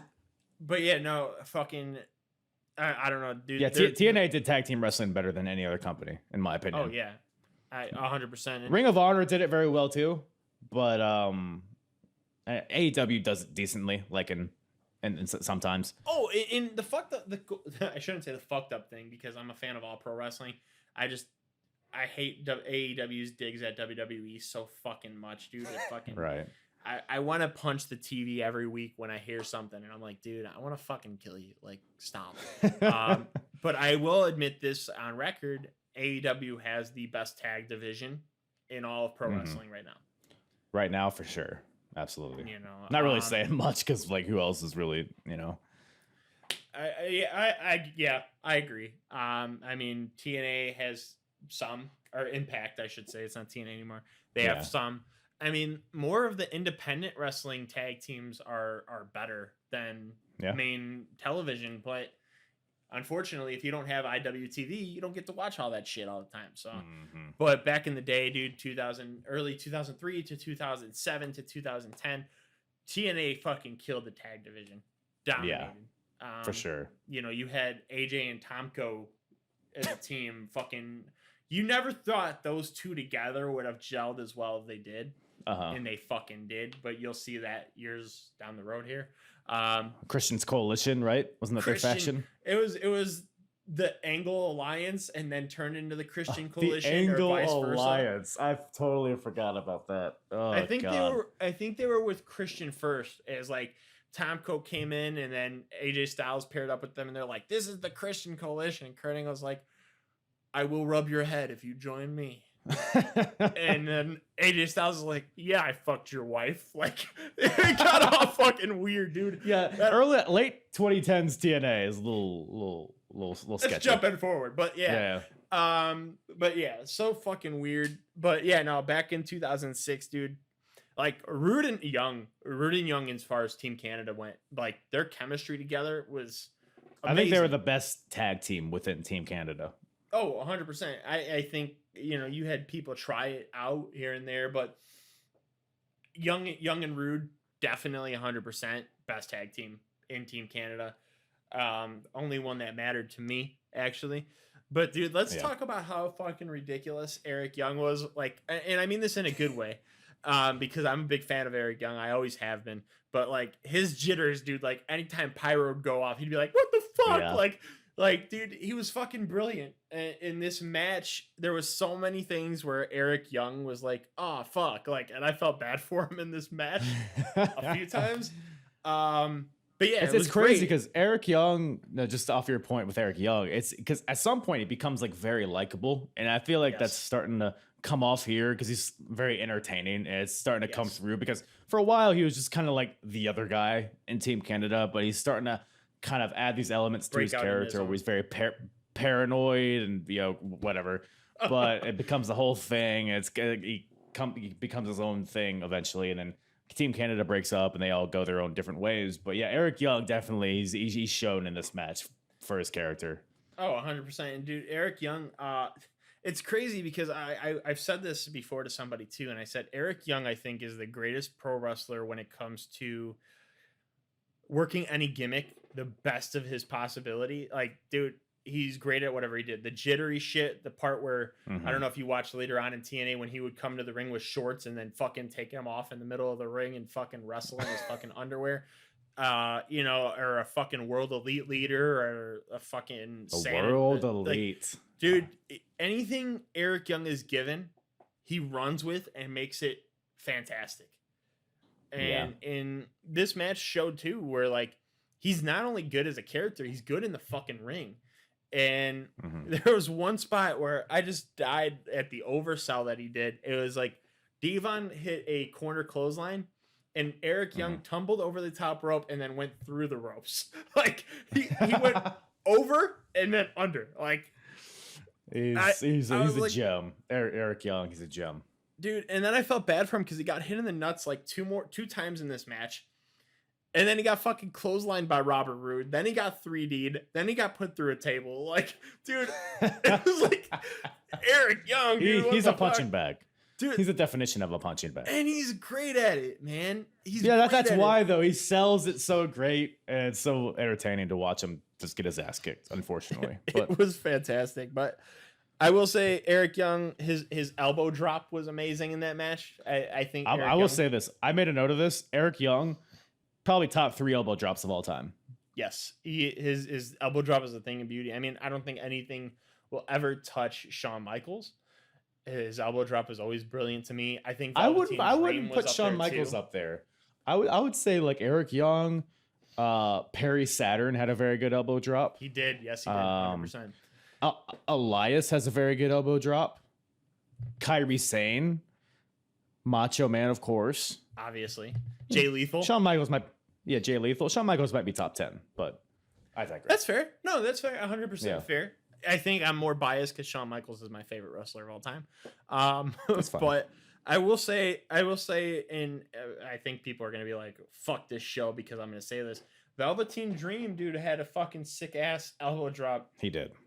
It was a thing of beauty. And Elias, like you said, too, Kyrie Sane with that insane elbow, like brilliant. Eric Young, I think, like you said, 100% top 3. His elbow drop was just beautiful, and he still does it really well. As far as him aging too, he still does it very well. Oh, he's still going at it. Via violent VBD. Violent by design. I saw the VKM in my head. I was like, wait, he wasn't in that faction. No, fuck Vince McMahon. No. You ruined Sanity, you son of a bitch. Yeah, Sanity had something, didn't they? They did, dude. And they had something with Sawyer Fulton, like before he went to TNA as Madman Fulton or Impact. It's the same fucking company, and I always get it confused because it changed from TNA to Impact. But yeah, so when Sanity happened, I was like, dude, Eric Young's leader of a group. It's gonna fucking work, and it worked in NXT. And then they come to the main roster, and they're like, we're going to split you guys. Nikki Cross is staying in NXT and then fuck you. Like, it sucked, man. It was very upsetting. And then you had fucking, what's his name? What's the big dude's name? I know it's Big Damo on the Independence, but I can't. Killian Dane. You know, you had him go back to NXT, teamed up with Drake Maverick. You had Alexander Wolf go into Imperium. You had Eric Young chasing a 24/7 championship, which... God, dude, nah. Yeah. Sorry. That's very unfortunate. Eric Young can make anything work, like I said, but chasing a 24/7 championship was not it. And I remember there was one point where they said Eric Young and Robert Roode teamed up on Main Event one night, and I was like, dude, if they team fucking Roode and Young back up, this is gonna be sick, and it could help the tag division. And they were like, nah, we'll just have Roode team up with Ziggler, and then we'll have Eric Young continue to chase the title until we release him. Like, man, I'd rather see Roode and Eric Young than Roode and Ziggler. I do like Roode and Ziggler, I do, but I do like Young and Roode better. They're fine, but whenever I see Roode and Ziggler, I'm like, these guys would be better off as singles rather than this team. Whereas Roode and Eric Young, I feel like have more potential as a tag team. If nothing 100%. else, just based off their chemistry that we saw here. 100%. And this match, dude, showed it. Like, from top to bottom, I mean, the chemistry Team Canada had with Team 3D and AMW had with that, like, it was amazing. And you showed that match where, like I said, Eric Young got hit in the nuts twice in this match where he, Yeah. I got it written down here. So we had EY. You got a list of all the dick shots. Yeah. So there was one part where Devon was laying face down on the ring and Eric Young was standing above him and Devon just like flip-flopped, like jumped in the air, flip-flopped, Yes. and punched Eric Young directly in the dick. And then went for a fucking hot tag. And here comes Bully Ray, Brother Ray. Sorry, my bad. Brother. Fucking Hulk Hogan. You seen him make the hot tag, and then Bubba comes in and Irish whips Rude into the corner, which then later makes EY slip and hit his nuts again on the turnbuckle. At that point I'm like, damn, I feel really bad. But then you seen Robert Roode hit Brother Ray with a mule kick into the dick, another dick fucking thing, and then hit him with the hockey stick. Okay. Of course, because they're Canadian. Dicks and hockey sticks, I guess. We seen Eric Young go for a moonsault, which another beautiful moonsault. Missed, and then got hit with the accidental clothesline by Robert Roode. They threw Robert Roode out of the ring, got 3D'd, 1, 2, 3. Eric Young got downed. Then they get a 5-on-2 advantage where Scott D'Amore comes in the ring, and then here comes AMW, starts beating down Team 3D. Here they come. And then here comes Ron Killings. And some fans, for some reason, don't know Ron Killings is our truth, sadly. Yeah. But yeah, Ron Killings in TNA was amazing. And I love him in WWE. I love his comedy shtick and shit. But nothing will ever beat how serious and how good of a wrestler Ron Killings was in TNA. 2-time NWA champion. Yes. I think, if I'm not mistaken, the first ever African American NWA. I believe he is. I believe you're right. Yeah. But yeah, we seen Eric Young fucking get put on the table, and then we seen Ron Killings hit a leg drop through the table onto Eric Young. Poor Eric Young in this match, man. I just felt really bad for him getting completely destroyed. Well, yeah, the line's kind of where his direction goes as kind of just a comedy guy, but he's very entertaining. I mean, eventually becomes TNA World Champion at some point, and Impact World Champion when he came back. And TNA Women's Tag Team Champion. Yes. 100%. More importantly. ODB. Dude, that was probably... that was where I was like, man, I feel kind of bad for Eric Young. Were they the only champions that ever existed? I guess until they brought it back like recently. No, I think, if I'm not mistaken, the beautiful people had them. Taylor Wilde and Sarita had them. Taylor Wilde and Hamada had him, and then there was one more tag team that had him. I think it was only like 5 or 6 champions before they were like, yeah, this just ain't fucking working. You're an encyclopedia for late 2000s TNA. I'm impressed. When I say I'm the biggest wrestling fan, dude, I'm a fucking nerd when it comes to pro wrestling. Like, dude, I'm staring at my Montez Ford action figure right next to me. I like it. I mean, I've got Street Profits cups. I got a Tatanka action figure back there. I don't know if you can see it or not. Tatanka? I got one in my closet. I have 2 rocks sitting right there. Oh shit, dude. I mean, if you see here, like, this isn't just my only stuff. Like, I've got this shit right here. I've got Enzo and Cass. I've got Ric Flair, and then I've got Omega, Young Bucks, and Cody. I've got posters galore. I've got probably over 120 elite figures, 7 championship replica titles. I'm wearing a fucking Darius Lockhart t-shirt under my Hawaiian shirt here because Darius Lockhart, I think, is one of the best African-American wrestlers who actually started the whole Black Wrestlers Matter movement pretty much in general. He revolutionized that. I mean, he calls himself the Revolutionary, and I think he's absolutely amazing. If you don't know who Darius Lockhart is, anybody listening, check him out. He's absolutely fantastic in the ring. Currently kind of wrestles for NWA. Very awesome. Not the rap group. I've heard the name. I've never really seen much of his work, but I'll go check it out. I'll take your word for it.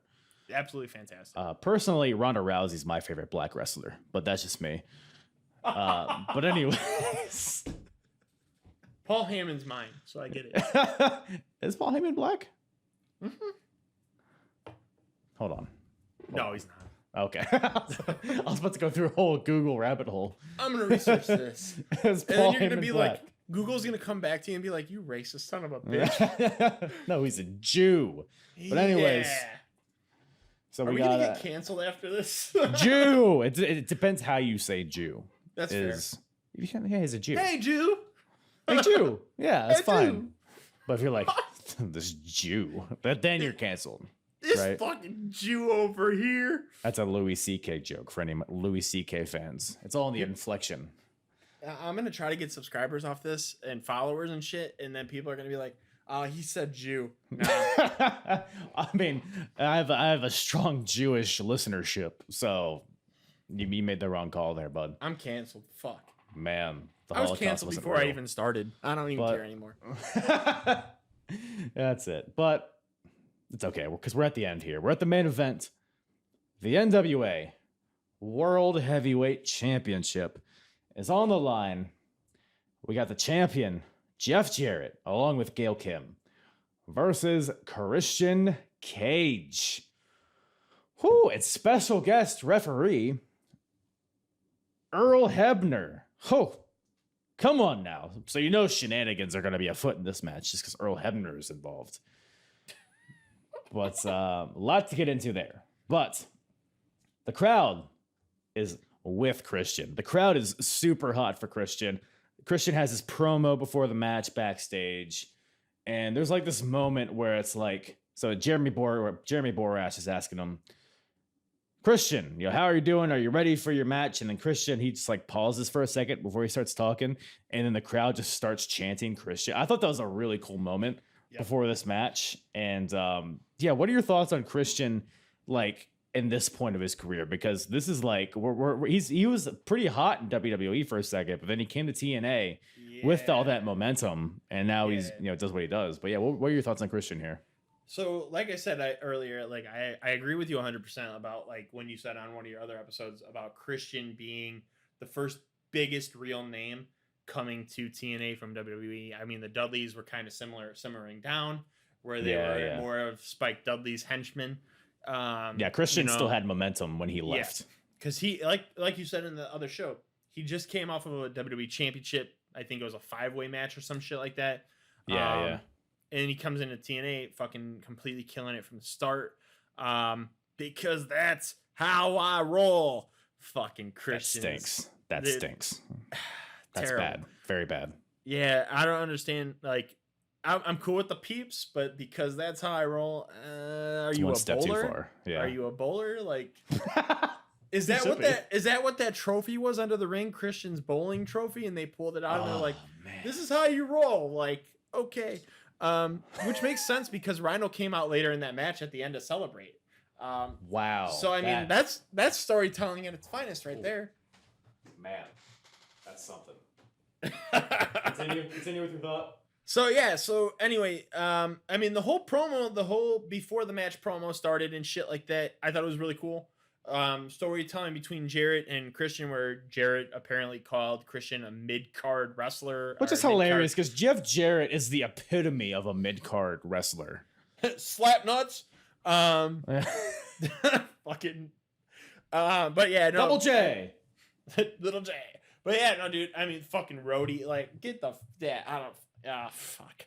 But yeah, no. Spending his the days. storytelling between these two, I thought was great.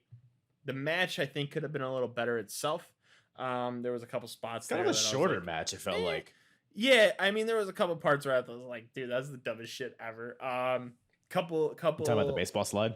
Yes, and I have that written down actually. In Earl Hebner. But yeah, so him calling him a mid-card comedy act. I mean, Christian really came out on his own, I think, in 2001 when he had that ladder match against Edge. I think the whole storyline with Edge where they were like, Mom called and she got hurt, let's go, and fucking beat him backstage. Like, just Christian, I think, really was a very underrated wrestler. I think he still has been. like anytime Christian's won a championship, I get chills for some reason because I think he's very, Mhm. very fucking good. And he always has been. I think at his age still, and the fact that he goes at the level that he tries to go to when he gets into matches, I think he's still great. Yeah. But yeah, so this match really showed that Christian is a main event player. I thought brilliant. Seeing Christian in that spotlight that he actually truly deserved, that WWE finally gave him at the end of his first run, I think is what he really deserved. I mean, obviously, I really always thought Edge had a better look, but I always thought Christian was a better wrestler. I think Edge like jumped off the screen more with his like personality. Christian is he's entertaining, but he's a little bit more subdued. Even like nowadays, you see it. He doesn't yell. He's not like flashy really, but he's good. He's good. He's very good. And in the ring, I would probably agree with you. But he's probably a little bit better in the ring. Yeah, characterization wise and the mic and shit like that, Edge has it, 100%. Yeah. But in the ring, out of all three of the TLC tag teams and shit like that, you know, the Hardys, Dudleys, and Edge and Christian. I know we're not talking about WWE, whatever. But I obviously thought Edge and Christian were more standoff, like more out there. Like they were just a better team. I thought. I like the Hardys, I like the Dudleys, but I always thought Edge and Christian stood out more. And you see it now, even in their age, dude. The fucking shape that these two are in compared to all the other ones, like, dude, they're both in the best shape of their life right now, which is crazy. Which is ridiculous. I mean, I just looked it up today, and I'm like, Christian's 48 years old, dude, and this motherfucker's ripped. Like, is it really? I'm like, that's nuts to me. But yeah, no, dude, I was really impressed that I got to see Christian in this role. And I know we're not talking about Jeff Jarrett right this second, but his My World theme was fantastic. I love World. his theme song was great. Christian's theme song with the countdown and just the intro, like I loved his theme too. But yeah, solidly behind Christian with this crowd. They wanted him to win. You can tell. Like you said, dude, I laughed so hard when there was a spot where Christian was on the ropes and fucking Jeff Jarrett was like pushing him onto him. And Earl Hebner comes behind Jeff Jarrett and takes him by the hair and fucking pulls him backwards. And I'm like, Jarrett dude, does like the shove thing that like Triple H did back in the day, and then Hebner shoves him back. Dude, But then laughed Christian, so hard. he does the same thing to Christian later, and then Christian shoves Hebner, but then Hebner doesn't shove Christian, which I think was a little bit biased because they were also kind of portraying like Hebner was kind of in cahoots with Jarrett a little bit because they were really hearkening back to the screw job, the Montreal screw job, and they even directly referenced it when Jeff Jarrett locks Christian in a sharpshooter. This is like in the beginning of the match. Jarrett locked in the sharpshooter on Christian. Earl Hebner goes to ring the bell right away, you know, like Survivor Series. And but Christian like grabs Hebner. He's like, "Hey, don't do it." And Hebner's like, "Well, goddamn, pal, I guess not." But then, and there's one point where Jarrett, he gets whipped into the ropes. He baseball slides under Christian's legs. He baseball slides into Hebner's ankles. Hebner topples like a sack of potatoes. Like, oh, my ankle. He's down for several minutes because of this baseball slide to the ankles. And like, there's like Christian does something and he can't make the pin. It's a whole thing, but Dude, I mean, outside of that, like, I died at that part where Jeff Jarrett barely even slid underneath his legs, and then Earl Hebner, like, he nudged him like this, like, boop, and Earl Hebner's like, my fucking leg, like, you got me. Well, he's a referee, and as we all know, referees are all made of glass. So when you touch them for a second, they're dead.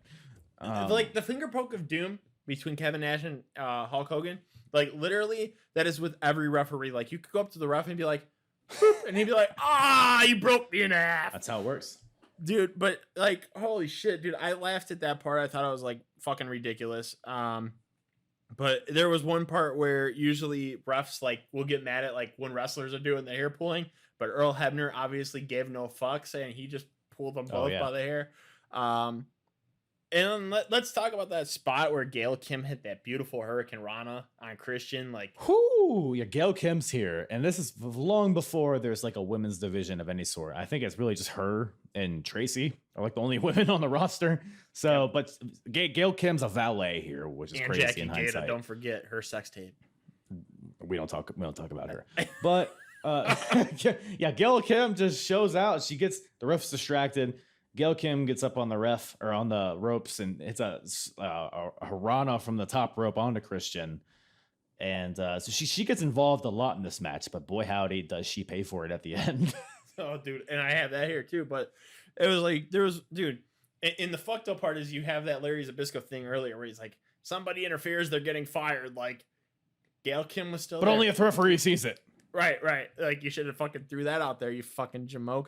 Yeah, like, why is Gail Kim even allowed to come out there if that's the scenario? Right. Like, you know damn well she's going to get into some shit. There was one spot in that match specifically that I did not fucking like. And it was like, there was one part where Christian had Jarrett. He was going for another sharpshooter. And Jarrett, like, barely fucking pushed him off of him with his feet. Like, barely. And fucking Christian, like, does this overreaction where he lands into the fucking turnbuckle and then stands there for a second and then fucking falls into Jeff Jarrett's nuts. Do you remember that part? Like, yes, I do. I'm like, dude, the oversell on that shit was like, there's good overselling and there's bad overselling. This was a bad one. Like, yeah, just the fact that you barely, like, here's Christian and here's Jarrett. Jarrett goes, boom. And Christian's like, nah! Like, fucking into the turnbuckle and then boom, into the nuts. Like, I was like, fuck, dude. Like, why'd you fucking It was all shit? just a ploy for him to headbutt his nuts. It's actually just strategy on the Captain Charisma part. I think at this point in the pay-per-view, it should be called Against All Odds and Your Nuts. Like, that's the title of the pay-per-view, like, right there. Because there was a lot of Against fucking your nut thighs. shots. Against your thighs, yes. In between the legs. But yeah, no, there was that match or that spot you talked about with the fucking the baseball slide that fucking annoyed the shit out of me a little bit with that oversell. Yo, dude. And I got this on here too. I said, and then you have him down after that, right?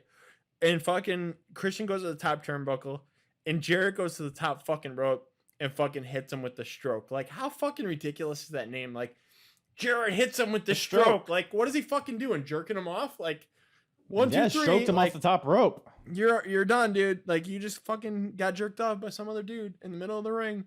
Like, Do you not like getting stroked off the top rope? I'm more of a middle rope guy.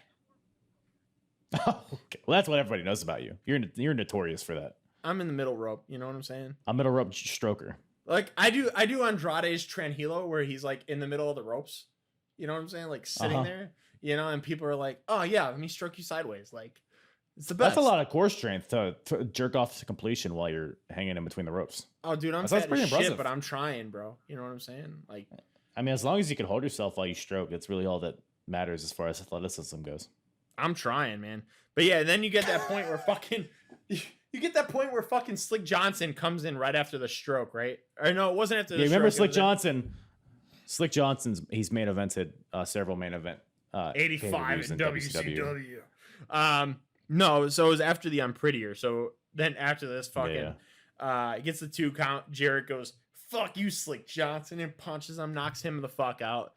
And then the match is almost over where you get fucking Jarrett hits him with the low blow, and then fucking Slick Johnson was gonna call for the bell, and that's when he got punched. Where he's like, "Oh, don't I'm you surprised dare!" Jarrett didn't just let him DQ him. That seems like it would have been aligned with Jarrett's like mantra, like, "Oh yeah, I'll retain the title by DQ." But he's like, "Nope, not this time." Kick Slick right into Johnson, huh? I'm the bad guy, and I want to win the right way. Like, yeah, maybe he's just caught up in the moment. Jarrett, maybe he's like, let's try to figure out the story here. So maybe he wants to prove to Christian that he's better, and then maybe if he gets DQ'd and it's not really proving it to him. I don't know, maybe Jarrett's just overconfident, right? Because he's been champion. I think they said like, because we're here in 2006, so TNA's been around for roughly over 4 years. Jarrett's been champion for over 2.5 years of that part of it. So Jarrett's like oh, I could do anything. So he's like, I'm gonna beat him anyway. I don't need to get DQ'd. So The I guy think that plays does into it a little the bit. the guy that does like the talk throughs of TNA is like, TNA. Here it is. Jeff Jarrett, the owner of TNA. He's been champion for the majority of the company. Like, okay, cool. Like, oh god. and the fucked up part is, I guarantee you, if people had social, like Twitter back then, like people would have been like, "Oh, Jeff Jarrett, fuck you, Jeff Jarrett. You're the owner of this company. You're champion." Like, I'm glad TNA started back then when Twitter was not a thing, because these fans piss me the fuck off with some of the shit they say. Like, Well, people even retroactively still give Jeff Jarrett shit about this. yeah, well, I feel people like- could go beat off Slick Johnson. That's a good point, actually. I never really thought of it that way. Yeah, dude. But no, for real though, they can. They could put some lube on his shiny fucking forehead and then beat him off. I don't know. Just jerk off his whole body. Jerk off his whole forearm. Jerk off his forearm like Rhino. There we Yeah. go. It all comes back. That's long-term storytelling right That's there. long-term storytelling. But yeah, no, dude. And then there was that fucking part where I get to this part where fucking Cage goes for the Unprettier on Kim. Jarrett smashes him in the head with the guitar. Cage kicks out at 2. Then you go, Gail Kim goes to the top turnbuckle again for a fucking another Hurricane Rana, because repetitivism is the best in pro wrestling. Mhm. Cage fucking power bombs the shit out of her. No problem. Dude, Just- the flop, the sound of that power bomb when Gail Kim came off, Christian catches her, bam! It just felt so her TNA tiny body impactful. just broke in half. Like, Oh yeah, dude, I was she was like, I can't wrestle anybody because there's no other goddamn women on this card. But goddamn it, I'm gonna take this bump like a champion. So And she did, dude. It was great. she did. I Yeah. think she was the first women's champion too after that. But I believe so. Yeah. she did take the bump like a champion. But then after that, you've seen Christian hit the Unprettier for the 3. And then here comes Rhino jerking off his forearm in the middle of the ring afterwards with the fans. And they celebrate. I mean, dude, it was amazing. I honestly, It was a great moment. Yeah. in knowing, watching it again, that Christian won the championship, I wasn't like as chilled as I was the first time I seen him win it, or the second. Uh huh. I mean, I still get chills when I see him climb up the ladder against Del Rio and win the world title. I don't know why, but I still Yeah. do. Yeah. But no, good match. I don't think it was great. It was definitely not match of the night for me. But it was a good match. I mean, you had Slick Johnson come out. You had Gail Kim get fucking power bombed. Guitar shots, nut shots, Earl Hebner faking a leg injury. Good shit, dude. That guitar shot though, that was actually one of my favorite spots of the match, because you have Gail Kim gets involved and Christian tries to give her the Unprettier. Jarrett, as Christian like turns around with Gail Kim, Jarrett's there with the guitar and just smashes it over his head. He's like, I got you. Because like you, I knew Christian won this match going into it, but like if Yeah. I was watching this live, I was like, oh, that feels like it could be the end of this match. So I thought that was a really good like tease at the finish. But yeah, like you said, Gail Kim gets power bombed. Jarrett actually tries the Unprettier, but Christian fights out. But then Jarrett tries to go for the stroke.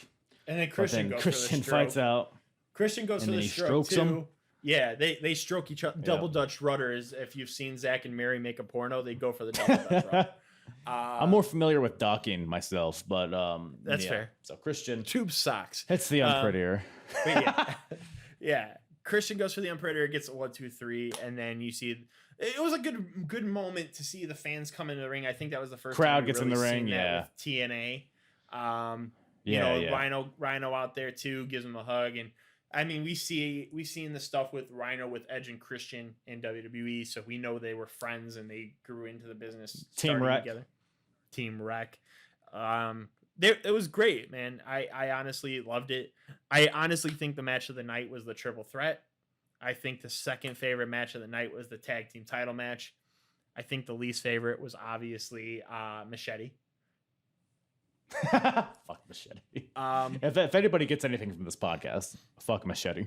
Fuck Machete, dude. I mean, you could have kept Apollo for another month. You completely ruined it. Fucking, you should have brought. I would have rather seen Shark Boy team with Homicide at that point. Dude, I would have been about that. A shark and a. You know what's homicide.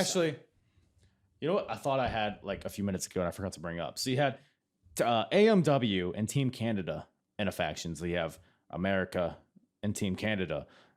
Did they ever do a thing where it was like Canada, America, and LAX? You have like all North America. I think the closest they did with it was fucking World Elite, where they brought in the Britons and the LAX and fucking that's a Canadians and fucking Arabs. And, no, that was like when Eric Young first shaved his head, and it was all weird. And and he's like, "Hey, let me hit you guys with a pile driver," and that's when he first started doing the pile driver as his finisher. And he's like, he's like, "Hey, let's get all this clusterfuck into one faction and."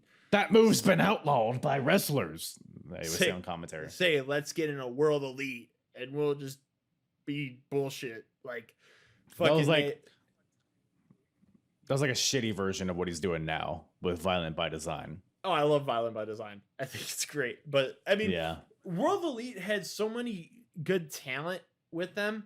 It just, I don't think was used properly. And I think it's the same thing with fucking Aces and Eight. It was the storytelling I don't think was there. Yeah. Because if you think about it, World Elite had Homicide, Eric Young, Magnus, which is Nick Aldis, Doug Williams, Rob Terry. God fucking Rob Terry. I can't even fucking think now. Davari, who I think is a very underrated wrestler. I think Davari is fantastic. When he was Sheik Abdul Bashir in TNA and ran with. Do you remember when his theme song was planes running into a building? I do not remember that. Was it really? The intro to his music was yeah, and then you hear people screaming, ah, 9/11. Yeah, so I heard that slipping too. Not again. But yeah, that's one of those things you have to put your headphones to your great shit. Your anal, but from what I came through from this pay-per-view is this pay-per-view was filled with tables, nut shots, and emotions. It was fantastic the entire time. Great stuff. Yeah. Great stuff. Great stuff. That should have been the pay-per-view title. Nut shots and emotion. Fucking yeah. Tables, nut shots, and emotion. That's gonna be WWE's pay-per-view in December instead of TLC. It could be. Or it could be your podcast. I'm gonna change my name. If you wanted to rebrand it, maybe. Tables, it's going to be a pro wrestling podcast with tables, nut shots, and emotions. Well, and if anybody wants to, if anybody wants to check that podcast out, I mean, you might have to check both a pro wrestling podcast and Tables, Nut Shot, and Emotions to find it. But for the time being, where can everybody find you, Matt, and check out your podcast? So I am at a pro wrestling podcast with Matt and friends. You could find me on Twitter at APWP WMAF 2020. It is a fucking clusterfuck like World Elite. I'll link it in the description. Don't worry. Yeah, like World Elite. Yeah, I like World Elite. But yeah, no, 100%. Find me there. You can find me on YouTube, Spotify, Apple Music. Yeah, man, I've done podcasts with Charlie Haas, TJ Perkins, Colin Delaney. If you don't remember Colin Delaney, he was that skinny white kid from ECW, who also got the shit kicked out of him quite a bit. It's funny because when he was on my show, he actually told me he's the one that invented the sliding German suplex we see Shinsuke Nakamura and other wrestlers do. Right. Wow. But really? yeah, I've had some cool people on my show. I'm gonna have some more cool people coming on soon. I'll have to get you on the show. We'll talk about nut shots even more. I'm always down to talk about nut shots. Please. Dude, of course. Yeah, I love it. I think next time we'll wear fucking frogs on our shirts or some shit. Man, I don't know if I have any Frog Hawaiian shirts, but give me enough time and I'll find one. I'll buy one for both of us and we'll just call it a day. You know, I'll send it out your way. Yeah. Just a gigantic frog. Ribbit, you know? Ribbit. But no, man, this was a lot of fun. I really enjoyed this. It was a good fucking time. Yeah. Any final thoughts on Machete? Fuck that guy. That's it. That's it. Once again, thank you to Matt from a pro wrestling podcast with Matt and Friends. Go check him out wherever you listen to podcasts, as well as YouTube. Check out his social media. Check him out on Twitter, on Omegle, on MySpace. All that info in the description below. Really good guy. Really entertaining podcast. Really fun follow on social media as well. I got schnockered on that episode. Holy shit. I normally don't drink while I podcast. Maybe that's why, but hopefully it was a fun listen. But yeah, apronbump.com for everything related to me. Apron Bump on Twitter. You know the deal. You probably, if you either are already following me or you don't like me enough to follow me. So do that if you want. And yeah, that's about all I got for you guys today. And look, I mean, I have to get this off my chest before I leave you guys today. I mean, it's just been burning inside me. Like, see, I really love even numbers. I think even numbers are the best numbers. Like, I really just, anything else I hate. Like, I'm really just against all odds.